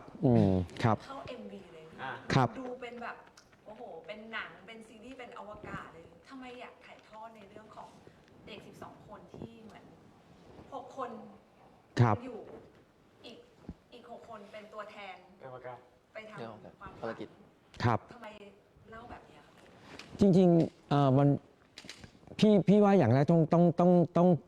ชื่นชมและขอบคุณทีมมิวสิกวิดีโอก่อนแล้วก็โดยเฉพาะผู้กำกับคือพี่บุรินทร์พี่ไม่ได้ไปกำหนดอะไรเขาเลยฮะว่าเหมือนพวกเราอ่ะทีมงานไม่ได้ไปกำหนดอะไรเขาเลยว่าเขาต้องเล่าเรื่องอะไรเราแค่ส่งเพลงให้เขาฟังแล้วก็เขาฟังเพลงแล้วเขารู้สึกว่าเขาเห็นภาพอะไรแต่ว่าบัสโชคดีตรงที่ว่าบัสและพวกพี่โชคดีตรงที่ว่าเราทำงานกับคนทำงานอย่างเช่นว่าอย่าง MV ตัวนี้คือกำกับโดยบุรินทร์ใช่ไหมครับเขาทำงานกับเด็กๆบัสมาสักระยะหนึ่งแล้วแล้วก็เขาอินกับน้องๆที่ปกติเขาอาจจะไม่ได้ออกมากำกับอะไรบ่อยๆเพราะเขาเป็นช่างภาพครับแต่ว่าพองานนี้พี่ชวนเขากำกับปุ๊บเขาก็มา ร่วมกำกับด้วยความที่เขารู้จักบัสแล้วก็อินกับน้อง แล้วก็พอฟังเพลงเนี้ยเขาเห็นภาพเรื่องเนี้ยที่เขาอยากเล่า โดยที่พี่ยงเองก็ไม่ได้บอกไกด์อะไรเลย ไม่ได้ไกลเลยครับ แล้วก็ตอนที่เขามาเล่าเรื่องจำได้เลยว่าวันที่บุรีมาเล่าเรื่องให้พี่ฟังครั้งแรกพี่รู้สึกว่าพี่ชอบเลย มันเหมือนกับว่าอาจจะเป็นเพราะเราเติบโตมาจากการเป็นคนทำหนังแล้วเราดูหนังประเภทอย่างเงี้ยมาเยอะๆแล้วเรารู้เลยว่าจริงๆแล้วมีนิ่งหรือสิ่งที่เขากำลังจะเล่าอ่ะมันคืออะไรใน MV ตัวนี้อะไรเงี้ยครับแล้วก็สิ่งที่พี่รู้สึกว่ามันชอบอีกอันหนึ่งก็คือวันที่เขามาเล่าเรื่องคือว่าจริงๆแล้วว่า MV เนี้ยจริงๆมันจะค่อนข้างพูดไปเขาเรียกเป็นไปไกลขึ้นจากตัวเนื้อเพลง คือเนื้อเพลงอ่ะมันยังไปจบลงที่ตั้งคำถามกับตัวเองว่ายังรักอยู่ไหม เพราะว่าวันนี้เราเจอความรู้สึกอะไรบางอย่าง ที่มันสับสนอยู่ในใจ แล้วเราตั้งคำถามตัวเองว่าเฮ้ยไอสิ่งที่เราเริ่มต้นมาด้วยความรักความฝันเนี้ยวันที่เราทำมันจนแบบเราเริ่มรู้สึกว่าไอความรักหรือความรู้สึกอยากออกไปทำมันเนี่ยมันลดน้อยถอยลงไปเนี่ยตอนนี้เรายังรักมันอยู่ไหมเนี่ยเพลงมันจบตั้งคำถามกับตัวเองอยู่ที่จุดนี้คือมันเป็นเพลงที่เหมาะกับช่วงวัยเขาตรงนี้แหละว่าเขาอยู่ในช่วงวัยที่สับสนแล้วตั้งคำถามกับตัวเอง แต่ว่า MV อ่ะมันเล่าเรื่องพาไปไกลกว่านั้นอีกตรงที่ว่ามันมีคำตอบไกลๆจากพี่บุรินทร์ที่เขาอาจจะมีประสบการณ์มากกว่าที่เหมือนจะอาจจะอยากจะสอนหรืออยากจะแนะนำน้องๆบัสก็คือว่าแบบว่าถ้าตราบใดที่เรายังไม่สิ้นหวัง ถ้าตราบใดที่เรายังไม่หมดหวังอะไอ้ทุกปัญหาเราจะยังมีโอกาสที่เราจะก้าวข้ามผ่านมันหรือแก้มันได้ครับซึ่งอันนี้ไม่รู้ว่าเด็กๆเข้าใจไหมอะไรเงี้ยมันเหมือนกับว่าจริงๆสมมติเราดูเทรลเลอร์หนังอะเราดูเทรลเลอร์ของเพลงนี้ยังรักอยู่ไหมเราจะเห็นเลยว่ามันเริ่มต้นจากการที่มี6 คนที่อยู่ข้างล่างแล้วส่งข้อความขึ้นไปหาเพื่อนที่อยู่บนยานอวกาศว่าเหมือนเขาส่งไป1 ปีผ่านไปก็ยังไม่ได้รับการตอบกลับ2 ปีผ่านไปก็ยังไม่ได้รับตอบกลับ3 ปีผ่านไปก็ยังไม่ได้รับตอบกลับจนกระทั่งรู้สึกว่ากำลังจะหมดหวังแล้วว่าแบบเฮ้ยถ้าเกิดว่าส่งข้อความนี้ไปแล้วมันยังไม่ได้รับการตอบกลับอีกอ่ะอาจจะเป็นข้อความสุดท้ายแล้วนะนี่คือความหวังที่กำลังจะหมดลงแล้วพอความหวังที่กำลังจะหมดลงนั้นปุ๊บแล้วพอกล้องมันแท็กออกจากหน้าจอที่6 คนนั้นส่งข้อความมาปุ๊บอะแล้วมันเห็นมือเพื่อนที่เป็นนักบินอวกาศอยู่ข้างบนเนี่ยเข้ามาปุ๊บอะสิ่งนี้มันคือความหวังที่ถ้าคุณยังไม่หมดความหวังมันจะยังมีอะไรครับซึ่งเมื่อไหร่ที่เรามีความหวังแปลว่าทุกอย่างมันไปต่อได้ซึ่งอันนี้สำหรับพี่รู้สึกว่ามันเป็นซีเนมาติกมันเป็นภาษาภาพยนตร์ที่พี่บุรินทร์เขาเอามาใช้กับตัว MV ตัวนี้แล้วมันทำให้เขาถ้าถามพี่มันจะเป็นเรื่องของความรู้สึกที่มันจะช่วยทำให้เด็กๆถ้าเขาได้อยู่กับมันไปสักพักแล้วเขาจะทำความเข้าใจมันจะทำให้เขาเติบโตและเรียนรู้จากสิ่งนี้ได้ครับแล้วก็ถ้าดู MV อีกเราจะเห็นว่าจริงๆตอนท้าย MV มันเห็นไหมครับว่าถ้าตราบใดที่เรายังไม่สิ้นหวังเราจะเจอทางออกของสิ่งนี้ได้นะครับบทสรุปของ MV มันอาจจะไม่ได้สรุปว่าสุดท้ายแล้วเขาจะกลับมาเจอกันไหมแต่เป็นสิ่งที่แฟนคลับเป็นถามได้กลับไหมคะเขาจะกลับมาเจอกันอีกไหมอะไรอย่างเงี้ยจริงๆพี่ว่าอันนั้นเป็นสิ่งที่จริงๆแล้วแต่จริงๆเหมือนเราดูหนังดูซีรีส์แหละครับจริงๆถามว่าไอการที่มันเป็นปลายเปิดเนี่ยข้อดีตรงที่ว่ามันเป็นเรื่องว่าเราทุกคนล้วนมีประสบการณ์ชีวิตที่แตกต่างกันเราจะได้เอาประสบการณ์ชีวิตเราใส่ลงไปได้ทีนี้พอเราประสบการณ์ชีวิตเราใส่ไปคือจริงตอนนี้สำหรับพี่อ่ะแค่อยากจะบอกว่าพอมันจบลงแล้วเราไม่ได้มีบทสรุปที่มันแบบ100%ชัดเจนนะแต่ว่าถ้าเราเห็นว่ามันมีความหวังแล้วจริงๆพอมันมีความหวังแล้วเสร็จปุ๊บอะพี่ว่าเราเห็นแสงสว่างที่ปลายอุโมงค์แล้วฮะเราเห็นแสงสว่างที่ปลายทางแล้วแปลว่าทุกอย่างมันไปต่อได้ครับครับ น้องๆล่ะพอได้รับรู้เรื่องราวสตอรี่ที่เธอต้องเล่นเห็นทุกคนก็ทำการบ้านเหมือนกันเนาะแบ็คกราวด์สตอรี่คุยกันยังไงทำการบ้านกันยังไงบ้างคะ เอาจริงคือมันคนนี้รับบทหนักนะน้ำตาท่วมจออยู่ เป็นปากแตกนะครับเป็นปากแตกก็คือจริงๆเอ็มวีนี้พอรู้ว่ามันจะเป็นการถ่ายแบบหนังหรือว่าสตอรี่มันจะแบบว่าไม่เหมือนกับที่เราเคยถ่ายเพราะปก มี ติ การแสดง เอ็มวีที่ผ่านมามันก็จะเป็นการถ่ายเพิร์ฟหรือถ่ายแบบเป็นเขาเรียกว่าอะไรเป็นวิชวลช็อตไปอะไรอย่างเงี้ยแต่พออันนี้มันคือเหมือนการเล่าเหมือนเป็นหนังย่อๆเรื่องหนึ่ง 6 นาทีหนังใน6 นาที ครับ มันก็จะมีความแบบต้องมานั่งตีความในแต่ละท่อนหรือว่าต้องมานั่งทำความเข้าใจคือทุกคนเนี่ยจะต้องมาอยู่ในเรื่องราวเดียวกัน ก็คือมันจะมีวันที่เราต้องเหมือนอยู่กับพี่บูรินทร์อยู่กับพี่ยงอยู่กับครูการสอนการแสดงก็คือพี่เชลครูเชลก็เลยเหมือนมีการมานั่งแบบวางกระดานเขียนกันเลยว่าเราเข้าใจแบ็คกราวด์สตอรี่ให้ตรงกันนะว่าสมมติเราเริ่มรู้จักกันเมื่อไหร่เราจะทำความเรียกอะไรศึกษาเกี่ยวกับ การทำภารกิจคือมันยากตรงที่เราต้องสร้าง สร้าง background เราต้องสร้างแบ็กกราวด์ให้ตัวละครด้วยเพราะว่าเราเป็น 12 คนที่เราไม่เคยไปอวกาศ ใช่ หรือว่าเราไม่เคยต้องมาแยกทางอะไรเงี้ยเราก็เลยต้องวาง คิด คาแรคเตอร์ก่อน ภาพเหมือนกัน ใช่คิดภาพไม่เหมือนกันมองว่าเรากำลังจะไปทำอะไร แล้วก็เพราะเหตุเพราะอะไรเราต้องไปทำสิ่งนั้นอะไรเงี้ยมันต้องวางแบบแต่ละคนต้องมีแบบแบ็กกราวด์สตอรี่ในใจอะไรเงี้ย ซึ่งถ้าแบบเร็วๆจะทำให้ลาย คุณ ก็คือสมมติปีหนึ่งผมเล่าเลยก็คือ6ธันวาคม2560อันนี้คือ อันนี้คือที่เราวางกันจริงๆ ระวังจริงๆนะ เอาวางกัน เราวางกันจริงๆให้รู้กันจริง 6ธันวาคม2560ซึ่งเอาจริงถ้าเป็นความจริงคือแต่ละคนยังอยู่มต้นอยู่เลยตอนนั้ ใช่ นแต่ว่าระวังว่าตอนนั้นอ่ะมี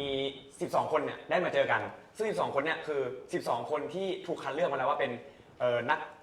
นัก บินอวกาศที่แบบว่า เก่งที่สุด นักวิทยาศาสตร์ นัก นัก วิ วิ ท ท ยาย า ศา ศา ส ส ต ต ร์ ร์ที่เก่งที่สุดในโลก แต่ละคนมีฟังก์ชันของตัวเอง อันนี้คือ2560ปุ๊บแล้ว ไม่ทำไมถึงต้องเจอกันคุณต้องบอกเขาก่อน ทำไมต้องเจ ถ้า อกั ถ้าน พวกคุณเป็นนักวิทยาอวกาศที่เก่งที่สุดในโลกโลกจะยังมีความหวังไหม ก็ลองคิดจากการพูด เลยออกนี่เลยครับ ครับผม คือที่ต้องมาเจอกัน โอเค เพราะว่าโลกจะแตกโลกจะอยู่ไม่ได้ โลกจะแบบว่าม ลพิษ มลพิษเลย อาหารไม่มี ใช่ทรัพยากรต่างๆทำให้โลกจะแตก จะอยู่ไม่ ซึ่ง ได้ เราต้องมารวมตัวกันเพื่อเราต้องแก้ไขปัญหาสิ่งนี้ อืม ก็คือ 2560 แล้วผ่านมา 3 ปีในการวิจัย รู้จักกันทำความ รู้จัก รู้จักกั กัน นเขารู้จักกันวิจัยว่านอกโลกมีอะไรวิจัยเกี่ยวกับโลกนี้อะไรอย่างนี้ ซึ่งเราวิจัยได้แล้วว่าไม่มีทางที่โลกนี้จะอยู่ได้ต่อ ก็คือเราต้องหาดาวดวงใหม่ภายในเวลา 3 ปีนี้เราวิจัยกัน ก็คือ 2563 ซึ่ง 2563 เนี่ยปุ๊บเราเจอปาฏิหาริย์ รูหนอน ก็คือรูหนอนหรือเวิร์มโฮล อันนี้คือเรื่องจริงๆนะพี่ จริงๆ พวกผ ครั ม บ ไม่ได้แต่งเรื่องตอน เป็ นี้ นช็อตเลยนะเนี่ย เป็นช็อตเลย2563ปุ๊บเราเจอรูหนอนอันหนึงที่ว่าเฮ้ย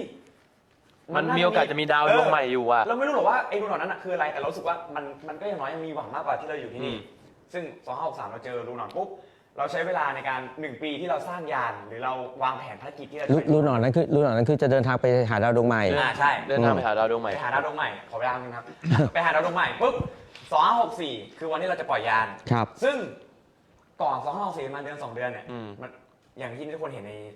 MV ก็คือเน็ก โกบิ เขาเป็นคนคำนวณเขาเป็นสายคำนวณ เขาเป็นคนคำนวณเลยครับ ว่าเราไปเนี่ยเราจะไม่ได้กลับมา อืม ด้วยเชื้อเพลิงหรือว่าอะไรเงี้ยเราจะไม่ได้กลับมา แล้วถ้าไปเนี่ยเราจะไปแค่ 6 คน ซึ่งตอนแรกทุกคนเข้าใจเหมือนกันว่า ซึ่งตอนแรกมัน 12 คน 12 คน เราเริ่มมาการทำภารกิจนี้เราจะไปกัน 12 คน เราทำสิ่งนี้มา 3 ปีแล้ว อ่า ที่เราอยากไปกัน 12 คน เท่านั้นมี12อะไรเงี้ยแต่พอมันถูกคำนวณว่าไปได้แค่ 6 คน มันก็เลยเกิดคอนฟ lict ว่ายังไงดี มันก็จะมีกลุ่ม แบ่งทีมยังไง ต้องแบ่งทีมยังไงดี หรือว่าจะไปไหมหรือจะไม่ไป 6 คนแล้วกลับมาไม่ได้ด้วย คือพอมันจะเป็น 6 คนแล้วมันก็เลยแล้ว6 คนนั้นจะเป็นใคร ทีนี้พอ6 คนแล้วเป็นใครมันก็เลยเป็นเรื่องว่าต้องคิดต่อว่ามันไม่ใช่เรื่องแบบใครอยากอ่ะมันเป็นเรื่องว่าฟังก์ชัน ฟังก์ชัน หน้าที่ของคนที่ใครที่ขึ้นไปอยู่ตรงนั้นแล้วทำหน้าที่ ใช่ ได้เหมาะสม ต้องไปหาเหตุผล ใช่ ต้องไปหาเหตุผล ใช่ครับ ให้ตัวเองว่าใครเป็นอะไรในเรื่อง ใช่ค แล้ รั ว บ เขาก็มีโลของตัวเองนะครับ ซึ่งเอาจริงมันก็เหมือนกับเขาทุกวันนี้เวลาเขาเป็นศิลปินนะฮะมันเหมือนว่าจริงๆในเพลงแต่ละเพลงฟังก์ชันหรือหน้าที่ของพวกเขาเช่นการร้องการแรปหรือ performance หรือเซนเตอร์หรือ attitude ของเพลงอะไรก็ตาม หรือแม้กระทั่งการทำโชว์บิดอะไรก็ตามมันคือมันไม่ใช่เรื่องว่าใครอยากทำอะไร แต่มันเป็นเรื่องว่าทุกคนมีหน้าที่หรือทำสิ่งนั้นได้เหมาะสมครับอืม ใน MV ก็มีการแบบว่า6 คนนั้นที่จะถูกส่งไปน่ะ ครับ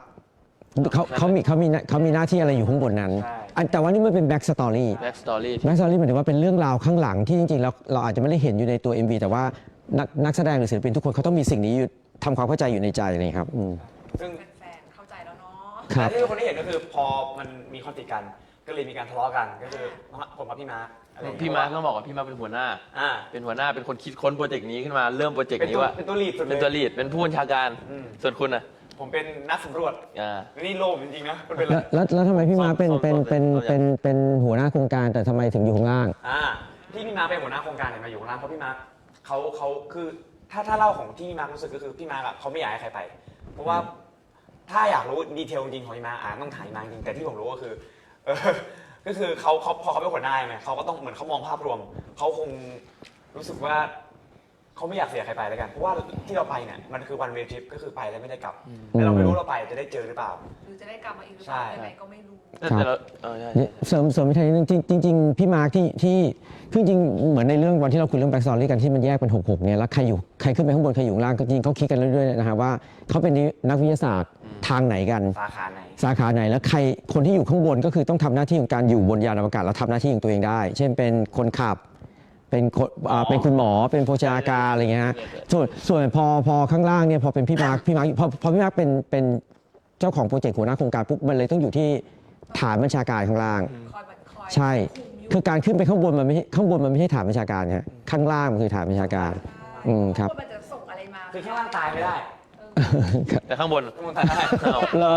แบ็กสตอรี่มีเหตุและผล มีเหตุและผ มี ล เหตุและ แล้ว ผล ก็เลยเกิดการคอนฟ lict ทะเลาะกัน เพราะว่าผมเนี่ยอยากจะไปเพราะรู้สึกว่าอยู่นี่มันก็ไม่ได้อะไร เลือดร้อนอย่างงี้ นี้ใครไปมันก็เลยเกิดการทะเลาะเบอกแว้งกันแล้วก็มีการลงไม้ลงมือนิดหน่อย ต่อยกัน จริงๆในมุมนึงคือคนที่จะไปอ่ะก็คื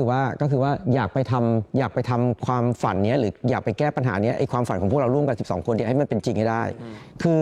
อต่อให้ไปไม่ครบ12 คนแต่มันควรจะมีใครสักคนหนึ่งไปทำสิ่งนี้ให้มันสำเร็จ เป็นตัวแทนไปทำความฝัน ใช่ครับ ให้เพื่อนๆที่อยู่ อันนี้ในมุมมองของไทยแล้วก็มุมมองคนที่ขึ้นไปข้างบนอะไรเงี้ยส่วนคนข้างล่างรู้สึกว่าเฮ้ยมิชชั่นนี้เราเริ่มต้นมา12 คนพร้อมกัน ถ้ามันจะออกไปทำแล้วมันจะออกไปทำไม่ครบกันทุกคนเนี่ยไม่อยากเดี๋ยวรอวันให้เราทำให้ออกไปครบกันทุกคนได้ดีกว่า มันก็คือถ้าถามพี่มันก็คือทุกคนล้วนมีเจตนาดีมีความรักความฝันที่เป็นของตัวเองอยู่ แต่ว่าอย่างที่เมื่อวานพี่บอสเพิ่งรีแคปไปนะก็คือว่าไอการทะเลาะกันเนี้ยไอการที่เขาตัวละครพี่ไทยกับตัวละครพี่มาร์คต่อยกันเนี้ยมันเป็นเพราะว่าเพราะเขารักและหวังดีต่อกันแหละมันเลยเกิดคอนฟ lict นะมันไม่ใช่เพราะว่าเขาเกลียดกันนะครับ ใช่ ครับ มันต้องมีตัวแทนแหละพี่ยง ใช่ครับ ทำตามความฝันให้ทีม ครับ พี่ยงว่าต้องทำซีรีส์แล้วนะคะภาคต่อซีรีส์แล้วล่ะค่ะ 6 นาทีเล่าไม่หมด ไปขนาดนี้แล้ว ขอให้พวกเรามีเวลากันเยอะขึ้นกว่านี้วันที่พวกเขาเรียนจบอาจจะมีโอกาสครับ ไม่ถึงพูดจริงนะว่า อีก5 ปี 4 ปี มันมีเรื่องมีราวมีสตอรี่มีแบบแบ็กกราวด์กันจริงจังมากเลยค่ะ ครับใช่ก็อยากบอกให้คนดูรู้เหมือนกันว่าจริงๆเนี่ยแค่ MV สั้นๆ4 นาทีกว่า6 นาที อันเนี้ยมันก็จริงๆแล้วโอ้โหเราเวิร์กช็อปแล้วก็พี่บุรินทร์ครูเชลที่เป็น acting coach มาทำความเข้าใจแล้วก็ปูแบ็กสตอรี่กับน้องๆเยอะครับอืม ต้องถามตอนวันถ่ายทำเนาะจากถ้าดู MV แล้วโอ้โหดราม่ามีซีนอารมณ์มีซีน ต่อย ต่อยกันอะไรอย่างเงี้ยคนนี้ก็ร้องไห้คนนี้ก็ร้องไห้ เป็นยังไงบ้างคะเบื้องหลังการถ่ายทำซีนอารมณ์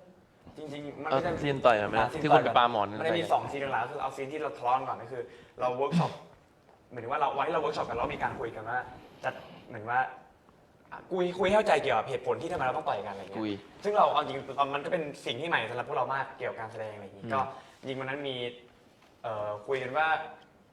เอาผมเล่าถึงตอนที่เราเวิร์กช็อปเลยแล้วกันก็คือพี่เชลอะเขาให้เหมือนมีบททดสอบนึงก็คือการปาหมอนคือเหมือนเราปาหมอนใส่กัน แล้วก็เหมือนพูดปาหมอนพร้อมพูดความรู้สึก อะไรเงี้ย แล้วเอาจริงบางผมก็ไม่ค่อยเข้าใจเหมือนกันในบางการทำขั้นตอนบางอย่าง แต่แบบเหมือนพอมันใช้ความรู้สึกในการทำอ่ะ มันก็เกิดแบบ อารมณ์ อารมณ์บางอย่างที่ทำให้เราอธิบายไม่ได้เหมือนกัน อืม จนมันถึงจุดที่เราได้ทะเลาะกันอะไรอย่างงี้ก็คือมันเริ่มจากการปาหมอนกันแล้วก็เหมือนพูดความรู้สึกใส่กันอะไรเงี้ยเหมือนการส่งอารมณ์ทั้งปากกับทั้งการปาหมอนไป สิ่ง หนักมาก อืม อันนั้นคือต่อยกันก่อนไม่ร้องกันต่อยกันต่อยปุ๊บ เพราะตอนแรกต่อยกันไม่ได้ ต่อยกัน เพ ไม่ ราะ ได้ ไม่รู้ว่าเหตุผลที่ ใช่ เหตุผลมันไม่มากพอว่าทำไมถึงจะอยู่กันไปต่อยกัน ก็เลยต้องเริ่มมาจากการแบบ เริ่มนะ หมอน แล้วนั้นก็ไปของมันเองอะไรอย่างงี้แบบเป็นแบบว่าผมก็ไม่รู้เหมือนกันว่าตอนนั้นทำอะไรไปก็เลยต่อยกัน ทำไมแล้วก็แคร็กนิดนึงใช่อันนั้นคือซีนที่ต่อยกัน ส่วนซีนที่ ร้องไห้ พี่สุราเดิมเขาเล่า ร้องไห้อะ แล้วซีนที่เราตอน เล่าในคนละมุมมองเพราะคุณมุมม ผ อง ม คุณ ผม นั้น ผมคือคนที่อยู่ด้านล่าง ผมอะเป็นตอนนั้นเป็นซีนที่พี่มาร์กอะวิ่งเอาขวดที่ไอ้ขวดเก็บดาวไว้มันไอ้ขวดนั้นเหมือนเป็นความทรงจำแล้วก็เป็นแบบความฝันของพวกเราที่เราจะไปทำด้วยกัน คือหมายถึงว่าพอต่อยกันเสร็จแล้วเนี่ยพอจะไปจริง ๆ แล้วพี่มาร์กก็เอาสิ่งนั้นไปให้พี่ไทยแล้วกัน แล้วก็ไปให้พี่ไทยเอาความเหมือนแบบเอาความฝันเราไปทำให้สำเร็จนะอะไรเงี้ยแบบตอนนั้นซึ่งตอนนั้นผมแบบคือผมร้องไห้แบบว่าคือผมอยู่ด้านหลังสุด แต่ว่าผมเชื่อมากเลยผมต้องขอบคุณแบ็คกราวด์สตอรี่ผมเชื่อมากเลยว่าแบบพี่ไทยกำลังไปทำสิ่งนี้จริงๆแล้วแบบมันกำลังจะเกิดสิ่งนี้ขึ้นจริงๆที่พี่มาร์คเอาขวดนี้ไปพี่ไทยอ่ะแล้วแบบมันยิ่งทำให้ผมรู้สึกแบบอินมากอะไรเงี้ยแล้วก็ร้องไห้แบบเชื่อจริง ๆ ว่าแบบมันกำลังจะไปแล้วหรือว่านี้คือรูปสุดท้ายที่เราได้ถ่ายด้วยกัน หรือว่าตอนนี้คือครั้งสุดท้ายแล้วนะที่ได้มาส่งมันอะไรเงี้ย รอบต่อซึ่งคล้ายๆของพีมเลยแต่ของผมคือผมในมุมที่ต้องออกไปทำภารกิจใช่ไหมผมเหมือนตอนนั้นอะถ้าเล่าถึงเบื้องหลังเลยก็คือตอนนั้นผมขึ้นมาข้างบนอะแต่กำลังจะมาถ่ายทำเนี่ยตอนแรกอะเหมือนผมไม่ได้เตรียมใจมาถ่ายซีนนี้เพราะเหมือนตอนนั้นอะเขาบอกว่ายังไม่ถึงซีนนั้น แต่ผมอะขึ้นไปข้างบนเฉยๆเพราะมันถ่ายเป็นด่านฟ้าอย่างเงี้ยซึ่งผมก็ยังไม่ได้แบบทำอารมณ์หรือเตรียมใจกับการทำสิ่งนี้ แต่เหมือนพอพี่เขาพูดว่าเดี๋ยวถ่ายซีนต่อไปปุ๊บ ผมก็ตกใจตัวเองว่าเฮ้ยจะถ่ายซีนนี้เลยเหรอพี่อะไรเงี้ยจนเหมือนแบบเขาเริ่มมาใส่ ใส่อุปกรณ์อวกาศเริ่มเซตฉากเริ่มอะไรเงี้ยแล้วเอาจริงบรรยากาศหรือว่าฟีลลิ่งหรือว่าผู้คนบริเวณนั้นอ่ะมันเหมือนเป็นสิ่งที่ทำให้ motivation ผมมันแบบรู้สึกมากๆก็คือแบบพอผมเข้าเซตไปปุ๊บอะเหมือนผมก็เห็นเพื่อนที่แบบผมอยู่อย่างนี้ไหมผมหันเราไปเห็นเพื่อน6 คนยืนอยู่ใส่ชุดสีน้ำเงินธรรมดาเป็นชุดคนที่อยู่บนพื้นดินอย่างนี้แล้วแบบมันรู้สึกมาก แล้วก็บวกกับว่าทางทุกอย่างมันอยู่บนมันเหมือนอยู่บนด่านฟ้าด้วยอะมันเหมือนเรากำลังจะไปอวกาศแล้วจริงๆแล้วเหมือนตอนนั้นผมก็แบบพี่บุรินทร์มาบีบกับพี่ยงมาบีบแล้วเหมือนจริงๆต้องขอบคุณพี่ยงกับพี่บุรินทร์มากที่แบบว่าเหมือนบิ้วผมมากๆตอนนั้นคือเหมือนแบบเขาพูดมาแบบว่าเดี๋ยวมึงจะไม่ได้เจอพวกมันแล้วนะแล้วก็ชี้ไปที่เอ เขาไม่คุยอะไรกันไม่รู้ครับ แล้วผมก็แบบหันไปอะแล้วแบบมัน อยู่ก็รู้สึก อยู่ เลย ก็รู้สึกแบบ อืม จะไม่ได้เจอ ไอ้ จะไม่ได้เจอคนนี้แล้วจริงเหรอ มันอิน อินมากพี่แบบอิน ครับ อินมากจริงๆ ตอนนั้นนะ จนตอนนั้นแบบว่าผมว่ามันคือเมจิกโมเมนต์อะไรกันเพราะว่าจริงๆผมเป็นคนที่มีสตรัคกับเรื่อง ร้องไห้ ความรู้สึกหรือว่าเรื่องอะไรอย่างนี้หน่อยเพราะว่าผมเรียนวิบาด้วยแล้วตั้งแต่ มันจะหาเหตุผลในการร้องไห้มันตลอด ตั้งแต่ไม่กาสตอรี่แล้วคือแบบผมอะจะชอบคิดเป็นระบบอะไรเงี้ยบางอย่าง เด็ก พอ วิท เรา ย์ เริ่มเรียน acting เนี่ยเราก็จะเริ่มรู้ว่ามันบางอย่างความรู้สึกกับมันไม่สามารถคิดได้หรือมันไม่สามารถอธิบายเป็นเหตุผลได้ เพราะว่าเราก็ไม่รู้หรอกว่าวันนี้เราจะมีความสุข เราต้องคิดยังไงว่าถึงจะยิ้มออกมา คิดยังไงว่าเราจะร้องไห้วะอะไรเงี้ย มีเหตุผลตลอด เป็นมีเหตุผลตลอดเวลา มีเหตุผลตลอด ซึ่งพี่สอนการแสดงหรือว่าพี่โยงพี่บุรีเนี่ยก็แบบบิ้วผมหรือว่าสอนผมให้ผมรู้ว่าบางทีมันไม่ต้องคิดก็ได้ แล้วจริงๆมันก็ไม่ต้องคิดจริงๆเพราะตอนนั้นอะอย่างที่บอกไปว่าตอนที่ผมขึ้นไปผมไม่ได้คิดที่จะมาถ่ายซีนนี้ มันก็เท่ากับว่าเรายังไม่ได้เตรียมตัวมากับการถ่ายสิ่งนี้ แต่ด้วยฟีลด้วยอารมณ์ด้วยเพื่อนด้วย อยู่กับเพื่อนอยู่ ด้วยแบ็คก กั รา บ วด์สตอรี่เนี่ยมันทำให้เรารู้สึกกับสิ่งนี้ไปเองแล้วมันก็ไปของมันเอง มาเลย ไปของมันเอง ผม ช่วงเห็นภาพนั้นแล้วเป็นไงวะ คือตอนผมอยู่ในกองผมก็ไปเป็นช่างภาพถ่าย เดินถ่ายรูปไปเรื่อยๆครับแล้วก็ไม่ได้เตรียมตัวมาก่อนว่าเพราะว่าปล่อยให้พี่บุรินทร์เขาทำงานกับน้องศิลปินไปอะไรเงี้ยแล้วก็จังหวะนั้นไม่ได้เตรียมตัวว่าแบบไทยจะเดินเข้ามาแล้วบอกว่าพี่พูดอะไรหน่อยอะไรเงี้ยจริงตอนนั้นไม่ได้เตรียมตัวแล้วก็จริงไม่ได้ถ้าถามในมุมพี่นะคือไม่ได้บิวอะไรมากก็คือเล่าเหตุการณ์ของซีนที่เขากำลังจะถ่ายให้เขาฟังว่า มันก็คืออย่างเช่นบอกว่ามันเหมือนกับว่าตอนนี้มันถูกแยกเป็น6นะพอแยกเป็น6แล้วมันมี2 คนที่มีความคิดไม่เหมือนกันคนหนึ่งอยากขึ้นไปทำความฝันของพวกเราให้สำเร็จอีกคนหนึ่งก็รู้สึกว่าเฮ้ยถ้าเราจะทำสิ่งนี้เราต้องทำร่วมกันเราจะไม่แยกกันอะไรเงี้ยซึ่งมันเป็นเจตนาดีของมันเป็นความหวังดีมันเป็นเจตนาที่ดีของทั้งคู่แหละแต่ว่าก่อนหน้านี้เขามีอีโก้กันมันก็เลยเกิดการชกต่อยอะไรก็แล้วก็ไม่เข้าใจกันแต่เมื่อถึงเวลาสุดท้ายที่เขาจะต้องไปแล้วว่าอีกกลุ่มหนึ่งจะต้องไปแล้วว่านี่คือถ้าใครคนใดคนหนึ่งไม่เคลียร์กันอ่ะไม่เคลียร์ไม่เปิดใจเคลียร์กันอ่ะมันจะไปกันแบบที่ทุกอย่างยังค้างอยู่ในใจนะแล้วก็วันนั้นก็คือสิ่งที่บอกพี่ชัยคือว่าเฮ้ยนี่พี่มาร์คเขาวิ่งมาแล้วนะเขาวิ่งคือเหมือนว่าเขาวิ่งมาปุ๊บแล้วเขาเอาไอ้ขวดที่จริงๆมันจะเป็นที่เอาไปเก็บความฝันของพวกเราลงมาร่วมกันเนี่ยเขาก่อนหน้านี้เขาไม่เห็นด้วยกับการที่คุณจะไปแต่ตอนนี้เขาวิ่งเอาสิ่งนี้มายื่นใส่มือคุณแล้วนะมันเหมือนเขาลดอีโก้ลงแล้วอะแล้วก็มันเหมือนกับว่าถ้าเขาไม่วิ่งมาแล้วเขาไม่เอาสิ่งนี้มาให้มันก็จะเท่ากับว่า6 คนนี้เขาจะจากกันแบบจะมีสิ่งที่มันค้างอยู่ในใจแล้วพอพี่มาร์ควิ่งมาแล้วยื่นสิ่งนั้นให้อ่ะปุ๊บอ่ะจริงๆตัวละครไทยมันควรจะเป็นตัวละครที่แบบมันเหมือนเขื่อนมันต้องพังอ่ะเหมือนความรู้สึกมันต้องพังทลายว่าเฮ้ยมันเหมือนพี่มาร์คเปิดประตูบานนี้ออกมาก่อนอ่ะแล้วเราก็ไม่คิดว่ามันจะเปิดประตูบานนี้แล้วก็ไอการที่เขาทลายกำแพงนี้ปุ๊บมันกลายเป็นว่าไอกำแพงของตัวละครที่ไทยเล่นอยู่มันก็ทลายไปด้วยมันก็เลยเป็นการแบบที่เขาก็เลยร้องไห้แบบพังผูมาเป็นเมจิกโมเมนต์จริงๆแล้วเพื่อนๆทุกคนพอเห็นปุ๊บมันก็คือการคลี่คลายของไอคอนฟ lict เนี้ยของพวกเขาก่อนที่พวกเขาจะแยกย้ายกันไปทำหน้าที่ครับแตกหมดตอนนั้นซึ่งพอผมเล่นซีนนั้นเสร็จแล้วผมกลับบ้านไปผมแบบมันอยู่ในหัวผมตลอดเวลาคือหมายถึงว่าที่เห็นผมร้องไห้เห็นรู้สึกว่าในตัวละครมันดูเศร้าอ่ะแต่เหมือนพอผมกลับบ้านไปผมแบบโคตรมีความสุขเลยหมายถึงว่าผมรู้สึกว่ามันเจอความรู้สึกอะไรบางอย่างที่แบบเรารู้สึกแบบดีใจกับมันที่เราทำอย่างนั้นไปอะไรเงี้ยแล้วผมก็ไลน์ไปหาพี่ยงไลน์ไปหาพี่อุดินอะไรเงี้ยแบบว่าแบบเหมือนบอกเขาอะไรเงี้ยเพราะแบบอธิบายไม่ได้เหมือนกันเพราะว่ามันอะไรในใจมันเป็นอะไรบางอย่างแบบว่าเรารู้สึกเลยว่าพี่มันรู้สึกใหม่มากแล้วก็รู้สึกว่าอินมากนะตอนนั้นซึ่งอันนี้แหละเป็นอันที่พี่เมื่อกี้พี่บอกไปตอนต้นว่าในเรื่องราวหรือสตอรี่ของที่พี่บุรินทร์เขาทำมาจริงๆแล้วถ้าเกิดพอเด็กๆบัสได้ลงไปทำการแสดงแล้วลงไปอยู่ในเป็นตัวละครตัวนั้นนะนี่คือสิ่งที่ เขาเรียกอะไรมันเหมือนเป็นประสบการณ์ชีวิตทางอ้อมของเราเนอะหมายถึงว่าเราไม่ต้องออกไปเจอเองจากการที่เจอในชีวิตจริงของเรา แต่ว่าเรามาเจอกันอยู่ในงานมิวสิโออยู่ในงานหนังอยู่ในงานการเล่าเรื่องปุ๊บแล้วมันเหมือนเราได้มีโอกาสเรียนรู้ทำความเข้าใจและเติบโตจากตรงนั้นได้เลยก็อะไรแบบนี้แหละฮะที่ไอซีนหมายถึงว่าซีนเนี้ยมันอาจจะยังไม่เคยเกิดขึ้นในชีวิตประจำวัน อวกาศ ในชีวิตจริงทีนี้ประเด็นคือว่าพอไทยหรือพี่มาร์คหรือเด็กบัสทุกคนได้เรียนรู้แล้วปุ๊บอะหรือเขารู้สึกอะไรบางอย่างกับการแสดงซีนนั้นจากความรู้สึกของจิตของเขาจริงๆแล้วอย่างเช่น พอพีมบอกว่าพีมเชื่อไปเลยแล้วก็รู้สึกไปเลยแล้วพีมก็เลยน้ำตาไหลออกมาเองเนี่ยก็แปลว่ามันคือถ้าในชีวิตจริงในการทำงานจริงของพวกเขาจะเจอปัญหาอะไรก็ตามเขามีประสบการณ์ชีวิตที่เขารู้แล้วว่าเขาจะต้องทำความเข้าใจและเรียนรู้แล้วไปต่อกับมันยังไงครับ วันที่แบบได้ฟังทั้งเพลงและ MV เห็นพร้อมๆกันรู้สึกยังไงบ้างคะพี่ยงก่อน นายกอ่ะอยากรู้เหมือนกันวันนี้ผมก็ไม่รู้เหมือนกัน คือพอดีพอ ตอนแรกเราได้เพลงมาก่อนเนาะ ครับ เพลงเสร็จเราฟังเพลงเสร็จแล้ว ครับ มาพร้อม MV ด้วยแล้วเลยเนี่ย ยังรักอยู่ไหมครับต้องถามอย่างเงี้ย คือเดี๋ยวก่อนดิคุณจะเปลี่ยนคำถามสิหมายถึงว่าพี่อะเป็นโปรดิวเซอร์พี่ก็จะต้องดูตั้งแต่คัตติ้งแรกๆอะไรเงี้ยแล้วก็ด้วยความที่พอเป็นคนทำหนังมาจริงๆเรามองเห็นอยู่แล้วว่าสิ่งที่ผู้กำกับเขาต้องการจะทำอะไรมันคืออะไร แล้วความรู้สึกมันคืออะไรเงี้ยจริงๆวันที่เราเอาคัตติ้งดับแรกมาก็เอามาฉายในห้องประชุมแล้วก็เอาน้องๆพนักงานทุกคนมาดู แล้วก็พี่ก็อยากฟังความเห็นฟังฟีดแบ็กฟังคอมเมนต์ของเขาแล้วก็จะแรปอัพไปเล่าให้ผู้กำกับปรับแก้อะไรเพิ่มเติม แล้วทำให้มันดีที่สุดอะไรเงี้ยเพราะว่าจริงการทำงานตรงนี้มันคือการเล่าเรื่องนะแล้วก็คนดูฟีดแบ็กมามันมีผลต่อการที่เราเอาไปปรับแก้ไขก็คือฟีดแบ็กส่วนใหญ่ก็คือดีมากเลยในการทำรอบแรกคือว่าน้องๆพนักงานหลายคนร้องไห้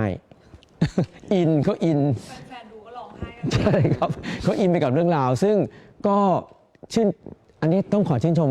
ก็คือผู้กำกับก่อนคือบุรินทร์แล้วก็การเล่าเรื่องหรือทีมตัดต่อทีมงานทุกคนที่ทำการเล่าเรื่องแล้วมันเข้าถึงอารมณ์ได้ลึกซึ้งขนาดนั้น แล้วก็ชมเด็กๆในการแสดงแล้วก็สื่อสารอารมณ์อะไรเงี้ยแต่มันก็ยังมีส่วนที่ตอนดูรอบแรกก็ยังมีส่วนที่ของคนที่แบบมันมีเรื่องที่คนยังไม่เข้าใจคอนฟ lict หรือแม้กระทั่งว่าไอ้ตอนท้ายๆที่มันจะคลี่คลายมันคืออะไร แต่มันเป็นเรื่องการเรียงซีนเล็กๆน้อยๆหรือปัญหาแต่ตอนต้นที่แบบว่าพอยานอากาศขึ้นไปแล้วไอ้เสาสัญญาณมันระเบิดพังแล้วก็ทำให้คอนเน c ชันมัน loss จริงๆไอ้ประเด็นเรื่องนี้มันคือถ้าคนสนใจดีมันคือคอนเน c ชันมัน loss หมายถึงว่าเพื่อนกันที่เขาคอนเน c กันไม่ได้อะมันคือคอนฟ lict นะฮะ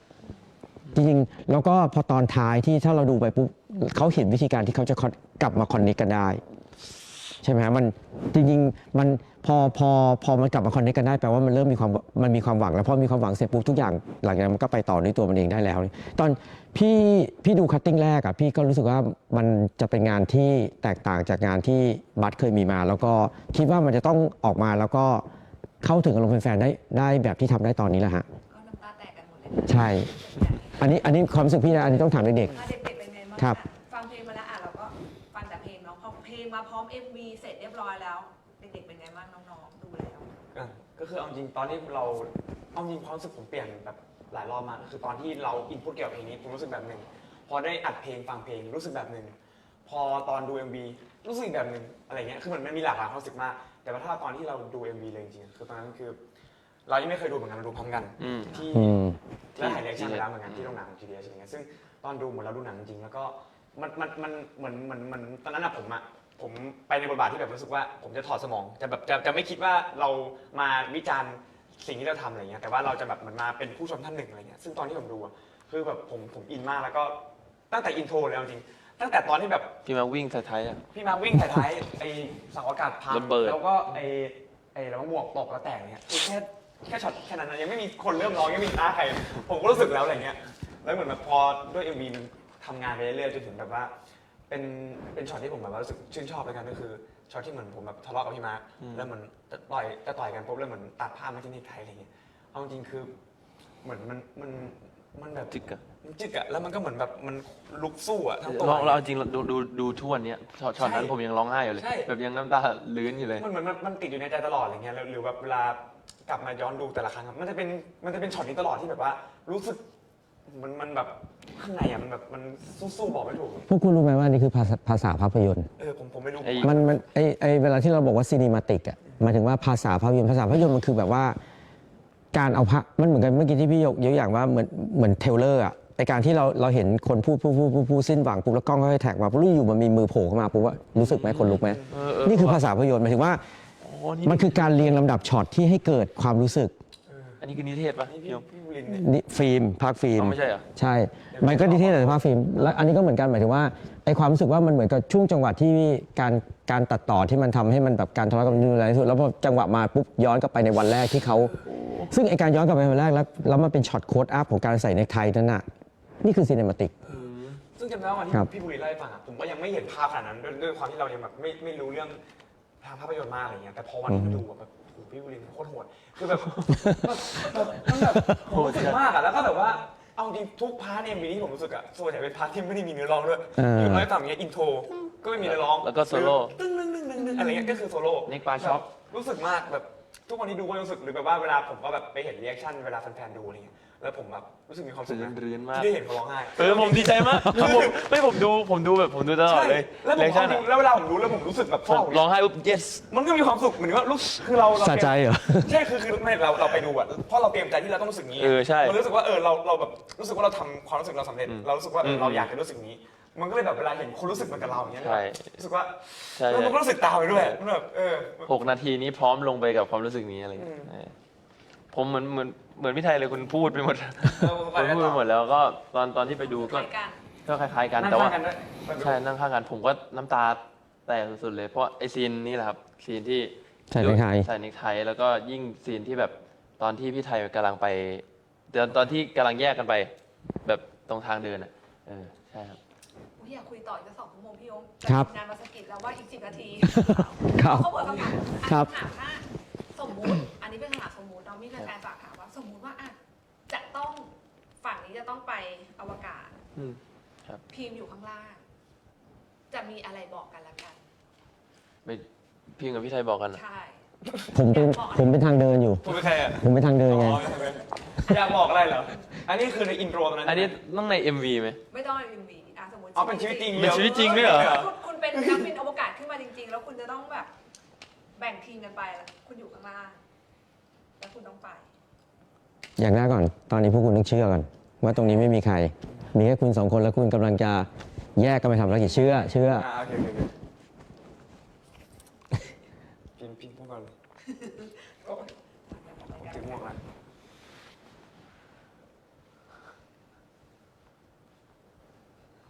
แป๊บนึงนะพี่ แล้วเราต้องทำหมายถึงว่าเรามีความฝันไหมมีความฟิลมีความฝันด้วยกันใช่ไหม มีความฝัน ผมว่าเอาเรื่อง เอาความเป็นบัสเลยความเป็นบัสเลย เอาความเป็นบัสเลยไม่ต้อง ไม่ได้ อย่า เจอ ป กั ระ นแล้ว กาศ จะไม่เจอกันแล้วใช่ไหม นี่เราจะได้กลับมาเจอกันไหมอ่ะ ไปนะเว้ย กูอะขอให้เราได้เจอกันสักวันแล้วก็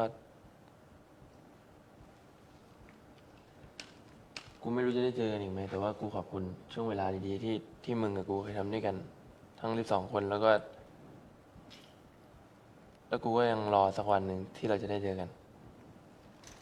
ฝากความฝันของพวกเราด้วย ได้ถ้ากูเจอดาวทำไมกูจะบอกมึงแล้วเดี๋ยวกูพาไป 12 คนนะ ทั้งโลกเลย ไปแล้ว ทั้งโลกนี้คือเบียร์ทั้งหมดด้วย ทุกคนเลย ครับ ก็จริงถ้าเล่าก่อนก็คือเราทำเพื่อโลกอยู่นะ12 คนนั้น ใช่ ใช่ คือเราจะพาทุกคนไปเลย ซึ่งยานอวกาศต้องใหญ่ขนาดไหนบรรจุคนเป็นพันล้านคนได้ ใช่ ไม่รู้ตอนนั้น ต้องมีหลายยานหน่อย ใช่อันนี้ไม่ ครับ กันทีนึง ไม่ทำอะไรเหมือนกัน ครับ ก็ เห็นการแสดงของเด็กๆจาก MV เนี้ยค่ะ มี potential ที่น้องๆแบบมีแววจะไป ไม่นับเมื่อกี้นะครับไม่นับเมื่อกี้ ไม่นับเมื่อกี้นะเมื่อกี้ ป็นไงบ้าง เอาตรงไปตรงมาไหมฮะ หลบ พอได้ไหมพี่โยพอได้ไหม เอ่อ ปั้นต่อได้ไหม พอได้ไหมก็ถ้าถามว่าดูคือด้วยความที่ว่าเราทำนักแสดงมาก่อนเนี่ยฮะแล้วพอมาดูเด็กๆบัสก็คือว่า อันนี้ตรงไปตรงมาแบบไม่อ้อมค้อมคือว่าน้องๆยังต้องแบบ ต้องฝึกเอ อี ง กเยอะต้องฝึกอีกเยอะ แต่ว่า แววใช่ไหมพี่โย แต่ว่าก็อยากฝึกเขา เพราะว่ามันอย่างนี้ครับมันเกี่ยวพันกับความเป็นศิลปินด้วยก็คือจริงๆที่ผ่านมาก็ฝึกเขาแต่ว่าพอเขาเป็นศิลปินก็เลยโฟกัสไปเรื่องของการร้องการเต้นเป็นหลักก่อน แล้วก็จริงๆการแสดงก็มีส่งเขาเรียนด้วย แต่ว่ามันเป็นการเรียนการแสดงเพื่อการสื่อสารอารมณ์ในฐานะของการเป็นศิลปินอะไรเงี้ยก็รู้สึกว่าจริงๆแล้ว ถ้าหลังจากนี้เขามีเวลามากขึ้น เพราะว่าจริงๆถ้าสกิลในการร้องเพลงกับสกิลในการเต้นเขาเริ่มอยู่ตัวละเขาเริ่มทำมันได้อย่างคงที่สม่ำเสมอละไอ้สกิลต่อไปที่จะพัฒนาต่อคือเรื่องการสื่อสารอารมณ์และการแสดงเนี่ยแหละฮะ เพราะว่าเห็นจากคอมเมนต์อะหลาย ครับ แฟนๆเนี่ยนะอยากเห็นน้องๆในพาร์ทของการแสดงด้วยเพราะดูจาก MV นี้แบบแววดีกันทุกคนอะไรอย่างเงี้ยก็เลยฝากมาถามว่าจะมีโอกาสได้เห็นบ้างไหมอาจจะไม่ได้อนาคตใกล้แต่ว่าต่อ สำ ไปอะไรอย่างเงี้ย สำหรับพี่อ่ะไม่ยากเลยครับมันถึงตัวพี่เองนะเพราะว่าพี่ทำหนังทำซีรีส์มาก่อน ตอนนี้ถ้ามันจะ ทำผลักดันเด็กๆได้อยู่แล้ว ครับ แต่ว่าตอนนี้มันเป็นเรื่องเวลาของพวกเขาเพราะว่าถ้าเขาจะหายไปทำซีรีส์ทำหนังอะไรก็ตามปุ๊บมันจะหายไปเป็นระดับ3เอาถ้าสี่ฮะคือครึ่งปี ทีนี้เดี๋ยวพอเราเป็นศิลปินไอดอลมันต้องบาลานซ์นิดนึงว่ามันหายไปยากขนาดนั้นไม่ได้ แต่ว่าถามว่าในใจพี่อ่ะมีเป้าหมายไหมมีเป้าหมายนั้นอยู่จริงๆมีเป้าหมายนี้ตั้งแต่ตอนเริ่มต้นทำ789แล้ว อยากเห็นทั้ง12 คนอยู่ในเรื่องเดียวกันค่ะ เคยมีความรู้สึกว่าพอตอนที่เรายุติการทำนาดาวปุ๊บแล้วเรามาทำศิลปินทาราซาเลปุ๊บก็ตอนนั้นเขาเรียกว่าทุบหม้อข้าวครับหมายถึงว่าเหมือนพี่สิ่งที่พี่รักคือการทำหนังทำซีรีส์แล้วพี่ทุบสิ่งนั้นทุบหม้อข้าวสิ่งนั้นไป แล้วพอวันหนึ่งเคยบอกตัวเองว่าเราจะกลับมาทำซีรีส์ทำหนังอีก ก็ต่อเมื่อเราต้องทำศิลปินที่เราทำอยู่ให้สำเร็จจนเขามีหนังของตัวเขาเองได้ครับก็รอวันนั้นอยู่ครับ แน่นอนค่ะแฟนๆที่บอกแล้ว ครับ เรื่องของจักรเรื่องของจักรกับบัตรครับ ต้องอ่านไลฟ์นี้แล้วแน่นอนเดี๋ยว เรื่องเครื่อง ครับ จาง อาจจะต้องรอเวลานิดนึง ครับ ได้อยู่แล้ว ต้อง เด็กๆแล้วครับแฟนๆอยากถามว่าถ้าแบบเราได้มีโอกาสได้ทำงานแสดง อยากเล่นบทอะไรอืม อยากเล่นบทอะไรครับ อ อ่ะ ยาก พี่ เล่นแบบฟิลไหนบทอะไร ผมนึกออกอยู่ ทำไมคุณต้องส่งให้ ผมนึกออกอยู่ไหมอยากให้พี่ตอบบ้างไงผมนึกออกเลยนะ พี่ก็โยนหาเขานะ ผมตอบได้เลย คือผมอยากเล่นฟิลเหมือนพลังพิเศษ เอ้ย พลังพิเศษแบบว่า Gifted หน่อย ฟิลเดอะกิฟเต็ดก็คือเหมือนแบบว่าแต่ละคนมีพลังบางอย่างที่มันแบบว่าเซอร์เรียลอะไม่ใช่เรื่องจริงอะไรเงี้ยรู้สึกว่ามันดูแบบว่าดูแปลกใหม่ดีแล้วก็รู้สึกว่าอยากลองรู้สึกอะไรสิ่งนั้น แล้วคุณอยากมีพลังพิเศษอะไร พลังพิเศษอะไรล่ะ หยุดพูดเลยเลย พูดช้าลงได้ฮะ สั่งคนได้พี่ก็คือโอเค หรือว่าจริงๆก็แบบเลือกคนจางนี่ผมชอบมากอัน เลื นี้ อด ผมชอบมาก เลือดข้นคนจาง เลือกคนจางผม โอ ช เค อบมากมันเป็นความสัมพันธ์แบบครอบครัวด้วยอะไรเงี้ยรู้สึกว่าอะไรอย่าง ลึ เงี้ ก ย ซึ้งมีปมมีปัญหาของผมอะเอาจริงผมไม่รู้ว่าผมจะไม่มีแบบเรื่องล็อกเหมือนพี่ไทย แต่ว่าผมอยากเล่นเป็นแบบตัวละครที่เป็นตัวละครแบบที่คนจะไม่ชอบอะแต่ว่าตัวละครที่คนจะไม่ชอบหมายถึงว่า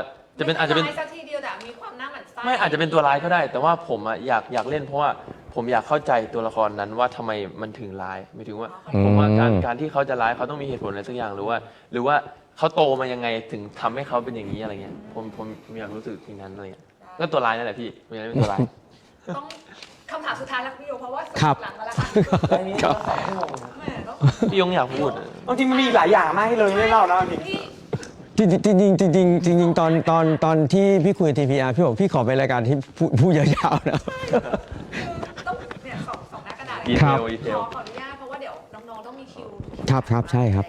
สุดท้ายแล้วค่ะพี่ยงอยากให้น้องๆกับพี่ยงฝากเพลงนี้แล้วก็มีคอนเสิร์ตด้วยค่ะพี่ยง ครับ คอนเสิร์ตครบรอบ2 ปีเตรียมเลยอะไรยังไงบ้างคอนเสิร์ตก่อนก็ได้ค่ะฝากคอนเสิร์ต จริงๆให้เด็กๆฝากเลยพี่ว่าเริ่มจากนี้ก่อน cover พี่เปอร์ ตอนนี้ โอเค เอาแอดมินคุณทำงานนี่แอดมิน ครับผม cover project นะครับ ตอนนี้ถึงคนที่ 7 แล้วนะครับ นี่ ผม พี่วสุวันนี้เขารับหน้าที่เป็นแอดมิน เป็นแอดมินวง เป็นแอดมิน นะครับคือตื่นเช้าผมก็ถ่ายสตอรี่ลงเลยครับผมก็วันนี้คอปเปอร์ปล่อยเพลงนะครับตอนเที่ยงที่ผ่านมานะครับ ชื่อเพลงว่า Unfriend แต่ว่า Unfor ด้วยนะครับฟังติดอะไรวะ Unfriend นะครับผมก็เพิ่งปล่อยไปแล้วก็เขาก็ตั้งใจกับงานนี้แล้วก็พี่ๆทุกคนที่ทำ MV ก็ช่วยกันแล้วก็ตั้งใจกันมากๆส่วนคอปเปอร์ก็ตั้งใจเลือกเพลงเองปรึกษาพี่ๆอะไรอย่างงี้ก็ฝากเพลง Unfriend ถึงแม้ว่ามัมมี่คอปเปอร์จะชอบเปอร์เป็นเหมียวใช่ไหม ใช่ แต่ว่านี่เขาเป็นพี่เดช ใช่เป็นพี่เดชที่มีความสัมพันธ์ความรัก ก็เชื่อเขาไปหน่อย เชื่อเขาแล้ว ถึงแม้ใจจะคิดว่าเป็นเหนียว เขาร้องไห้ด้วยครับก็อยากให้ไปฟังเพลงแล้วก็ ครับ หัวโปรเจกต์ ยังรักอยู่ไหม รักอยู่ไหมอ่ะครับ พี่ยังรักอยู่ไหม ฝากซิงเกิลที่3ของอัลบั้มที่2แล้วนะผมยังรักอยู่ไหมหรือว่า Star นะครับก็คือ ความหมายเพลงหรือว่าอะไรก็อย่างที่ทุกคนดูไปถ้าใครดูแต่ตอน กลุ่ ต้ ม น กลอ ใช่ก็สามารถฟังได้ทุกสตรีมมิ่งแพลตฟอร์มหรือว่าดู MV ได้ทาง YouTube ของชาลาเบลซึ่งบอกเลยว่าจะครบล้านแล้วซึ่งเอาจริงผมแนะนำนะครับอยากให้ทุกคนดูแล้วก็ถ้าใครที่ดูรอบเดียวแล้วยัง ไม่ รู้ เก็ สึ ต กแล้ว อืม ดูได้อีกหลายๆรอบเลยรู้สึกว่าขนาดตัวผมเองอ่ะผมดูเอาจริงถ้าพูดตัวความจริงนะผมประมาณ30แบบนั่งดูจริงๆอ่ะ ผมเป็น10 รอบเหมือนกัน คือแบบว่าดูเยอะมากอยากให้ทุกคนไปดูนะผมยังรักอยู่ไหม แล้วตอนนี้สตรีมมิ่งเราอยู่ใน Spotify เราอยู่อันดับ นี่ 16 16ของ Top 50 Thailand นะครับผมตอนนี้ ว้าว เราทะยานกันไปเรื่อยๆนะครับ 16เราอยากเดี๋ยวเราจะต้องเข้าท็อป 10 ให้ได้ แล้วเข้าเซนได้แล้วก็ค่อย ครับ ใส่ไปเรื่อย ตื่นมาพี่ยงส่งไลน์มาก็แชร์ลงตอรี่เลย ๆ ค ใคร รับ เห็นหน้า ครับ หมวกนักบินอวกาศแล้วก็มีแบบเปลวไฟอันนั้นนะครับผมคือปกเพลงนะครับอยู่ไหม